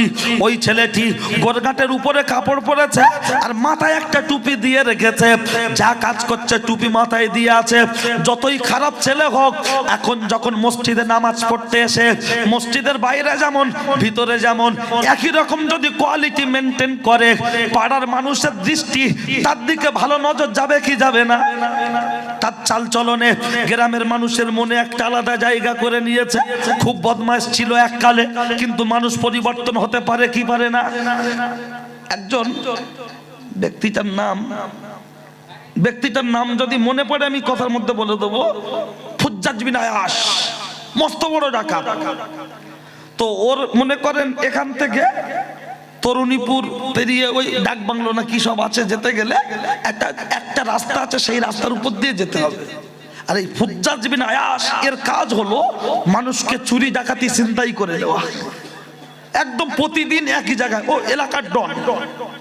এখন একজন লোক বলছে যাব, সবাই বলছে যেও না, গেলে তোমার ওখান থেকে ছাড়া মানে ডাকাতিও করে নেবে, তোমাকে মার্ডারও হতে হবে। ফুজ্জাজ বিন আয়াস বলছে আমি যাব। আমি এ বক্তব্য কোনোদিন করিনি, ইউটিউবে ফেসবুকে গুগলে কোথাও পাবেন না, লক্ষ্য করলে দেখতে পাওয়া যায়। ফুজ্জাজ বিন আয়াস ওই রাস্তায় যখন যে জায়গায় দাঁড়িয়ে ডাকাতি করে সেই জায়গায় দাঁড়িয়ে আছে। যে ব্যক্তিটা ওই রাস্তা দিয়ে যাওয়ার খুব দরকার, সবাই তাকে মানা করছে, কিন্তু কারোর কথা তিনি মানলেন না। ওই রাস্তা দিয়ে যখন যাচ্ছে, ঠিক জায়গাটা পেরিয়ে গেল, হঠাৎ করে ওই ফুজ্জাজ বিন আয়াসের কানে একটা যেন আওয়াজ চলে আসলো, ও গো আল্লাহর বান্দা, আর কতদিন তুমি এমন করে জীবন যাপন করবে? মৃত্যু তোমাকে, মরতেই তোমাকে হবে, আল্লাহর দরবারে হিসাব দিয়ে করতে হবে। ফুজ্জাজ বিন আয়াস কাঁপতে কাঁপতে গভীর রজনীতে বাড়ির সামনে গিয়ে বিবিকে লক্ষ্য করে বলছে, বিবি, ও বিবি, ও বিবি, স্ত্রী ভয়ে জড়সড় হয়ে গেছে। আমার স্বামী প্রতিদিন বাড়ি আসে সকালবেলা, ভোরের বেলা, এই গভীর রজনীতে ভয়ে ভয়ে কাঁপতে কাঁপতে কাঁপতে কাঁপতে আমার বাড়ির সামনে চলে আসলো, আওয়াজ দিচ্ছে। কয়েকবার আওয়াজ দেওয়ার পরে স্ত্রী স্বামীকে লক্ষ্য করে বলছে, ও আমার স্বামী, তুমি এমন ভয়ে কাঁপছো কেন? কে তোমাকে ভয় দেখালো? বলছে আমার আল্লাহর তরফ থেকে আমি ভয় পেয়েছি, ভয় পেয়েছি। বলছে কেমন ভয় পেয়েছো? বলছে কে যেন আমাকে এসে বলছে, রে ও গো ডাকাত, আর কতদিন এমন করে জীবন যাপন করবে? মরতে তোমাকে হবে, আল্লাহর কাছে তোমাকে হিসাব দিতে হবে, তুমি তোমার জীবনকে পরিবর্তন ঘটাও, আল্লাহর তরফ থেকে এই ভয়টা আমার অন্তরে লেগেছে। স্ত্রী বলল, স্বামী গো, আর দেরি করো না, দেরি করো না, একজন আলেমের দরবারে তুমি চলে যাও, সেই আলেমের কাছে গিয়ে তোমার ভুলের কথাগুলো স্বীকার করে আর তার হাতে হাত দিয়ে একবার তওবা পড়ে এসো, আমার আল্লাহ তোমাকে হেদায়েত নসিব করবে। একবার জোরে বলুন সুবহানাল্লাহ। স্ত্রীর কথা শুনে যেতে ভয় তো লেগে গেছে, চলে গেল একজন আলেমের দরবারে। একজন আলেমের কাছে যখন গিয়েছে, একটু জিভ কেটে গেছে মনে হচ্ছে কথা বলতে গিয়ে, চলো চলো। তো একজন আলেমের কাছে যখন গিয়েছে, যাওয়ার পরে আলেমের সামনে যখন বসেছে, আলেম বলছে কি খবর, তুমি আমার কাছে? বলছে হুজুর বিয়াদবি মাফ করবেন, আমি আপনার কাছে এসেছি।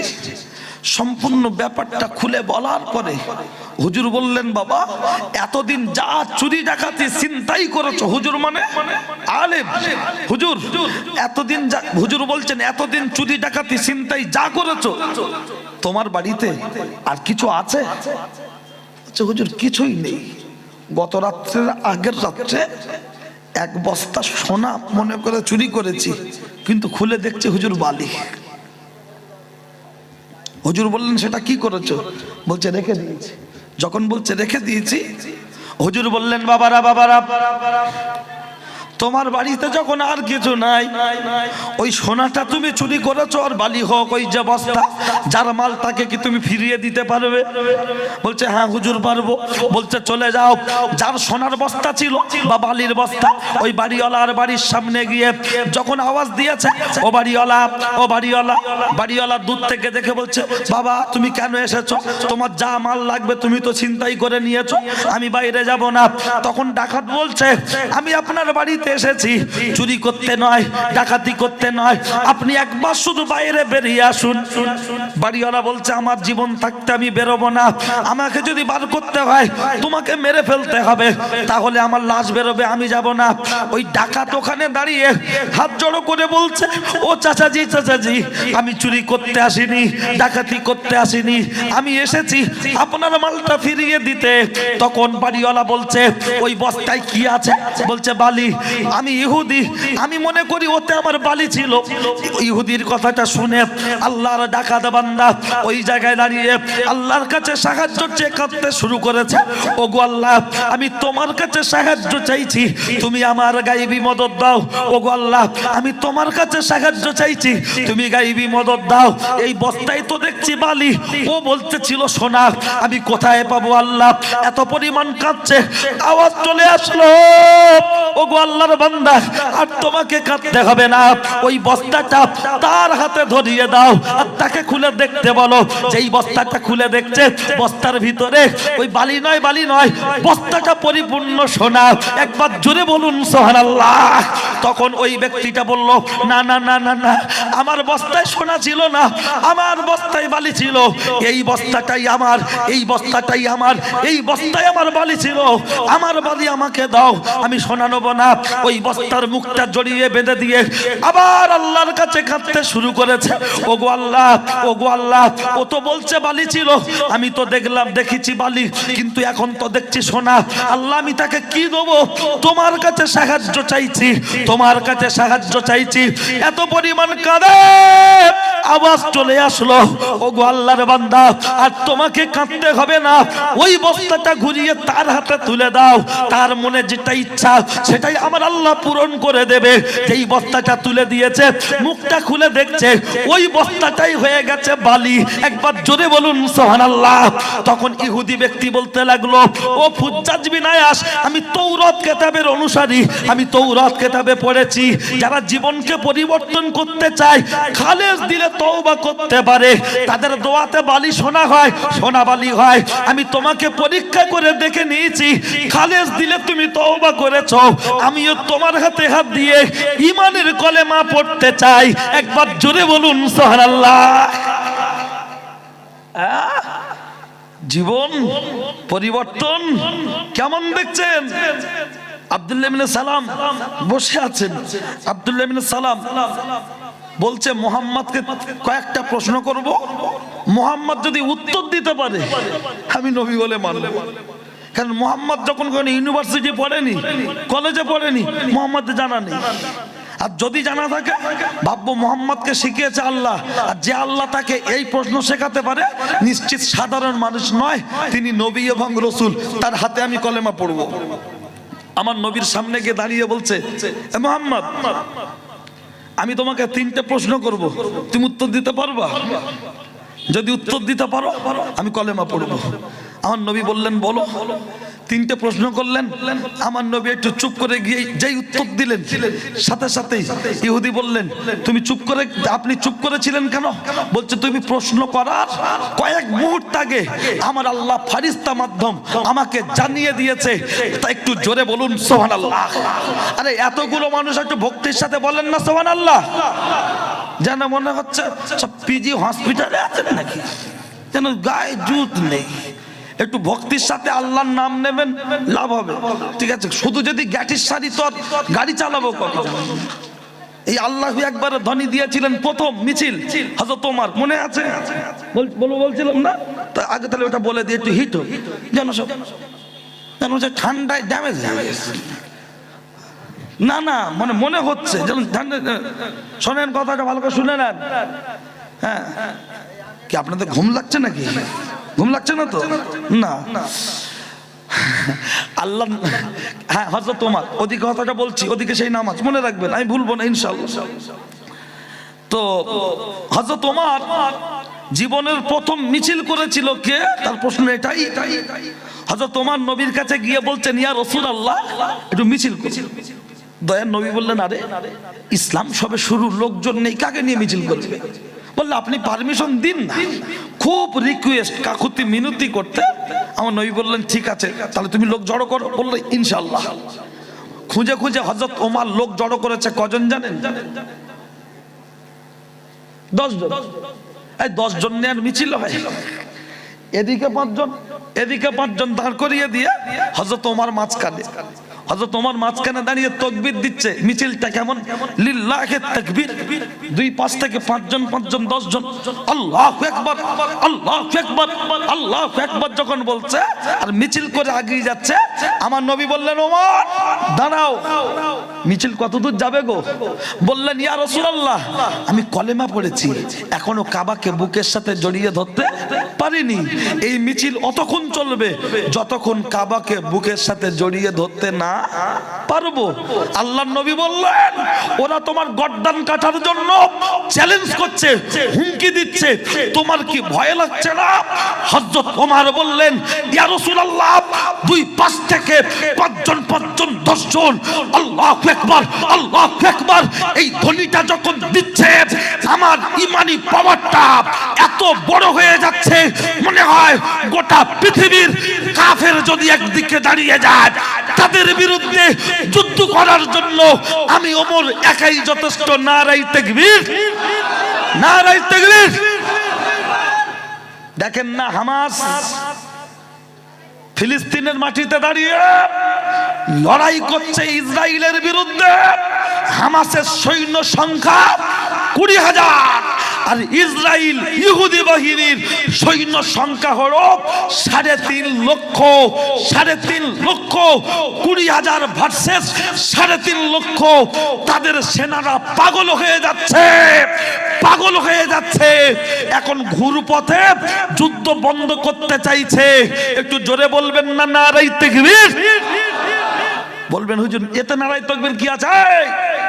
আল আকসা মুসলমানদের হৃদয়ের স্পন্দন, কথা ঠিক কিনা? তারা লড়াইটা দিচ্ছে কেন?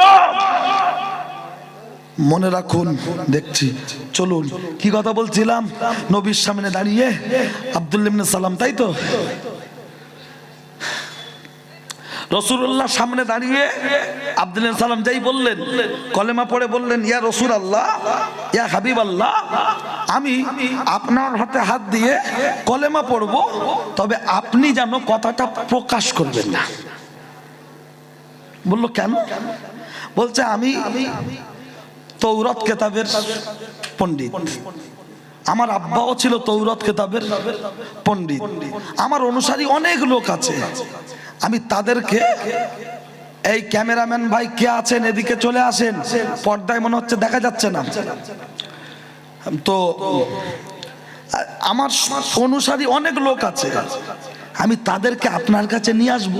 ভালো করে শোনেন, তাদেরকে আপনার কাছে নিয়ে আসবো, আপনি তাদের জিজ্ঞাসা করবেন এই লোকটা কেমন। কোন লোকটার কথা? আব্দুল্লাহ ইবনে সালাম লোকটা কেমন? তারা যদি বলে এই লোকটা ভালো, আপনি তখন বলবেন তোমাদের ভালো লোকটা কলমা পড়েছে, তা তোমরাও পড়ো। যুক্তিটা ভালো না খারাপ? নিঃসন্দেহে ভালো। এবারে রাসূলুল্লাহ দাঁড়িয়ে রয়েছেন। রাসূলুল্লাহ যখন দাঁড়িয়ে রয়েছেন, কি ভাই রাগ করে চলে যাচ্ছেন নাকি? আচ্ছা আচ্ছা ঠিক আছে, আবার আসবেন। হ্যাঁ চলেন। তো রাসূলুল্লাহ আপনার বেশ কিছুদিন ঘুরে ঘুরে রাসূলুল্লাহর সামনে এক দল আসলো, সঙ্গে আব্দুল্লাহ ইবনে সালামও আসলেন। নবীর সামনে ইহুদিদেরকে বসিয়ে দিয়ে আব্দুল্লাহ ইবনে সালাম একটু সাইড হলো, আর যেই সাইড হয়েছে আব্দুল্লাহ ইবনে সালামকে জিজ্ঞাসা করছে এই ইহুদিদেরকে এই ওই ব্যক্তিটা কেমন। তাই ইহুদিরা বলল এ আব্দুল্লাহ, হে মুহাম্মদ, ও খুব ভালো, তৌরাত কিতাবের পণ্ডিত, ও আমাদের দলের নেতা, ওর আব্বাও ছিল তৌরাত কিতাবের পণ্ডিত, ওর আব্বাও ছিল আমাদের নেতা, এক কথা এও ভালো এর বাপও ভালো। সাথে সাথে আমার নবী বললেন তোমাদের মধ্যে ওই লোকটা কলমা পড়েছে, তোমরা পড়ো। ঘুরেই বলল এ মুহাম্মদ, ও খারাপ, ওর বাপও খারাপ। পাশ থেকে আব্দুল্লাহ ইবনে সালাম এসে বললেন ইয়া রাসূলুল্লাহ জমি এখন চাষযোগ্য হয়নি, তার ব্যক্তি একজনারাই, প্রথম বলল ও ভালো, ও পণ্ডিত, এই সেই, ওর আব্বা ভালো, ওর আব্বা পণ্ডিত, ও আমাদের দলের নেতা। আর যেই কথাটা ওদের ব্যক্তি স্বার্থের বাইরে চলে গেল, বলল ও খারাপ, ওর বাপও খারাপ। সাদ্দাম হোসেনকে দাওয়াত করে আনা হয়েছে, ওর আব্বা বিরাট বড় বক্তা, দারুণ বক্তা, হেভি ওয়াজ করতো, মারা গেছে। সাদ্দাম হোসেন খুব ভালো, ওর ডাক। এখন আমজাদ হোসেনকে যখন পেল না, মারা গেছে, তার ছেলেকে ডাকলো, ভালো বক্তব্য করে। এবার আসার পরে ব্যক্তি স্বার্থের বিরুদ্ধে যখন গায়ে লাগছে, তখন বলছে ও খারাপ, ওর বাপও খারাপ। এর নীতিটা তো ইহুদিদের, সুতরাং সাবধান, ইহুদি নীতি দূরে রাখুন। ইউটিউবে কাটা কাটা বক্তব্য শুনে খুব মজা লাগে, খুব ভালো লাগে, ভিটামিনের মতো লাগে। আর এখান থেকে যখন অপারেশন করে ডাইরেক্ট সূচ ঢোকানো হয়, তখন বলছে ওর বাপ ওই জন্যই মরেলো, এও মরবে। বুঝতে পেরেছেন? এরকম কথা আমাদের কানে আসে, বুঝলেন? তা সে যা আছে কপালে, দেখা যাবে সকালে। চলুন কথা আপন জায়গায় রেখে, কোথায় ছেলেটা 5 ওয়াক্ত নামাজ পড়ছে, চেহারা পরিবর্তন, সুন্নতি লেবাস, তাই তো মনে আছে? চলুন ও ছেলেরা, ও নওজোয়ান যুবকেরা, ও আমার মুরব্বিয়ান বাপ, আমি আপনার মাঝে যে কথা আলোচনা করছিলাম, লক্ষ্য করলে দেখতে পাওয়া যায় ওই যুবক ছেলেটা ইমাম সাহেবের সাথে ওঠা বসা করে। যারা আতরের দোকানে থাকে, নতুন করে আর আতর মাখার প্রয়োজন হয় না, খরিদ্দারকে দেখাতে দেখাতে যতটুকু লেগে যায় তাতেই বাজিমাত হয়ে যায়। লক্ষ্য করলে দেখতে পাওয়া যায় ইমাম সাহেবের সাথে থাকে, নামাজ কালাম পড়ে, কাজ কাম করে মাঠে ঘাটে, কিন্তু টাইমে মসজিদে গিয়ে নামাজটা আদায় করে। মানে এক কথা ইমাম সাহেবের একটা সাথী হয়ে গেল। কিতাবের মধ্যে এসেছে দোয়া দরুদ সূরা কালাম মুখস্থ চলছে, নেশা তো ওই দিকে।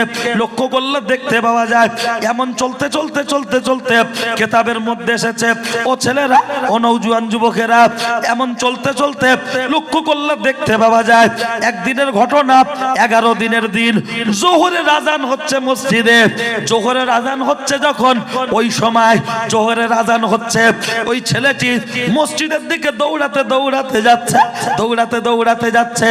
এমন চলতে ওই বড় লোকের মেয়েটি দূর থেকে দেখলো ওই তো আব্দুল্লাহ হেঁটে যাচ্ছে। ও আব্দুল্লাহ দাঁড়িয়ে যাও। ছেলেটা একবার মাথাটা উঁচু করে, যেই দেখলো সেই নারী মাথাটা নিচু করে মসজিদের দিকে চলে যাচ্ছে। মেয়েটি বলছে দাঁড়াও। ছেলেটি একটাই কথা বললো, আজান হয়েছে একটা, নামাজ হবে 1:20, দাঁড়ালে জামাতটা ছেড়ে যাবে তাড়াতাড়ি। ছেলেটা যখন চলে যাচ্ছে, মেয়েটা অবাক হয়ে গেল। ওকে মসজিদে পাঠিয়েছিল কে? মেয়েটা।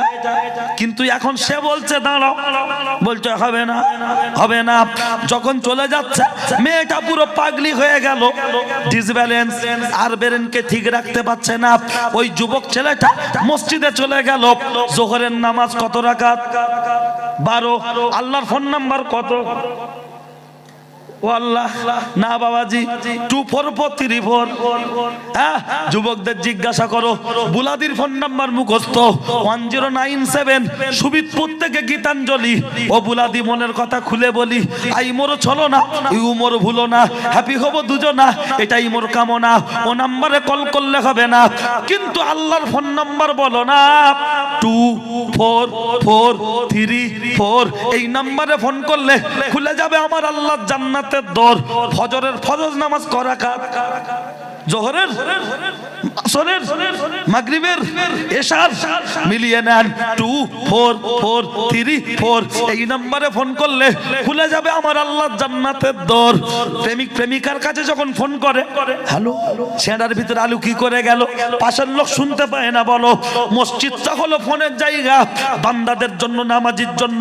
ওই মসজিদে দাঁড়িয়ে যাবে, আল্লাহু আকবার, ভিডিও কল শুরু, বান্দা বলছি ইয়াকা নাবুদু ওয়া ইয়াকা নাস্তাইন। একবার জোরে বলুন সুবহানাল্লাহ। সুবহানাল্লাহ। ওই ছেলেটা জোহরের 12 রাকাত নামাজ পড়ে টুক টুক টুক টুক করে মাথায় সুন্নতি পোশাক, মাথায় টুপি দিয়ে ছেলেটা যখন হেঁটে হেঁটে হেঁটে হেঁটে আসছে, বড় লোকের মেয়ে বলছে আব্দুল্লাহ দাঁড়িয়ে যা, দাঁড়িয়ে যা। ছেলেটা মাথা নিচু করে চলে যাচ্ছে। মেয়েটা বলছে একটু দাঁড়া, বলছে চুপচাপ মেরে চলে যাচ্ছে। মেয়েটা বলছে দাঁড়া, ছেলেটা চুপচাপ মেরে দাঁড়িয়ে মাথাটা নিচু করে আছে। তখন মেয়েটি বলছে তুমি পুরুষ আমি নারী, আমি নারী তুমি পুরুষ, তোমার কি নেই আক্কেল জ্ঞান হুঁশ? তুমি আমার সামনে দাঁড়িয়ে মাথাটা নিচু করে কেন আছো?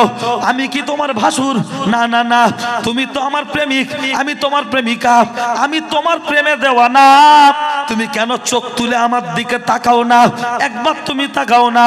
তখন পুরুষটা বলতে লাগলো রে ও নারী, ও নারী শুনে রেখে দাও, জেনে রেখে দাও, তুমি আমি তুমি আমরা যেদিন মারা যাব কাফনের কাপড়টা হবে খাতা, কাফনের কাপড়টা হবে খাতা, হাতের শাহাদাত আঙুলটা হবে কলম, হাতের শাহাদাত আঙুলটা হবে কলম, গালের থুতুটা হবে কালি।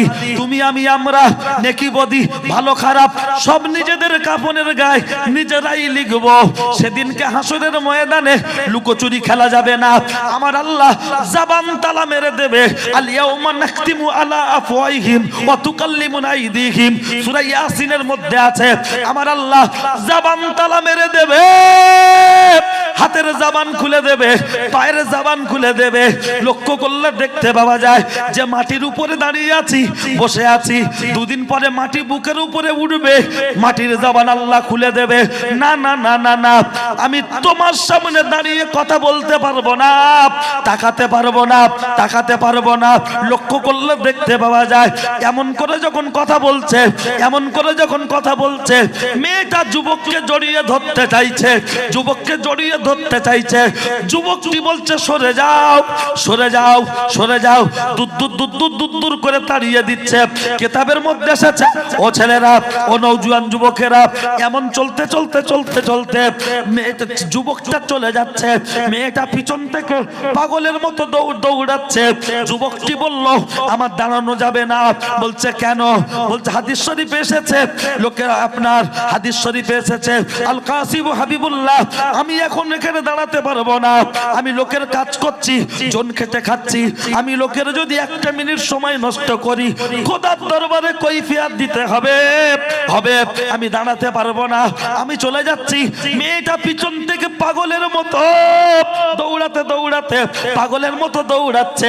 ছেলেটা বলছে দৌড়িও না, তোমাকে হাতে ধরে পায়ে ধরে অনুরোধ করছি, আমার পিছনে দৌড়িও না। ছেলেটা যখন চলে যাচ্ছে রে, মেয়েটা পুরো দেওয়ানা, ওই আব্দুল্লাহ ছাড়া বাঁচবে না, এর নাম হলো হাসিনা। এমন করে চলছে, কিতাবের মধ্যে এসেছে 11, 12, 13, 14, 15, 16, 17 যত দিন যাচ্ছে মেয়েটা পাগলির মতো অভিনয় করছে। একদিন চলতে চলতে চলতে চলতে কিতাবের মধ্যে এসেছে 21 দিনের দিন মাগরিবের আযান হচ্ছে, ছেলেটা মসজিদের দিকে যাচ্ছে আর যুবতী মেয়েটা রাস্তার পাশে দাঁড়িয়ে আছে। ও আব্দুল্লাহ, ও আব্দুল্লাহ দাঁড়িয়ে যাও, দাঁড়িয়ে যাও। ছেলেটা বলছে এখন তুমি আমার কথা বলার সময় নাই। বলছে কেন? বলছে আজানের পরে পরে মাগরিবের হয় নামাজ, মাঝখানে কোনো সময় থাকে না। আমি ইমাম সাহেবের বক্তব্য জুম্মার দিনে শুনেছি, কেউ যদি 41 দিন তাকবীরে উলা সহিত নামাজ পড়তে পারে আমার আল্লাহ তার মুনাফিকের খাতা থেকে নামটা কেটে দেবে। আমার 21 দিন চলছে, একবার জোরে বলুন সুবহানাল্লাহ।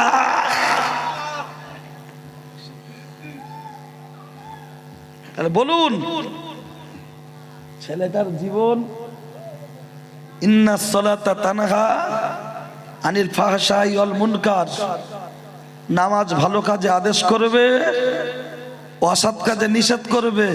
মিলেছে?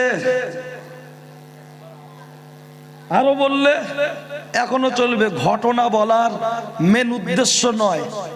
আগে লোক আঁক চিবিয়ে খেত, এখন গ্লাসে খায় না বাবা। কেন? বলছে কত করে? বলছে 10 টাকা গেল। বলছে দে, ঠেকিয়ে দিল হলারে, চলে গেল চেম্বারে।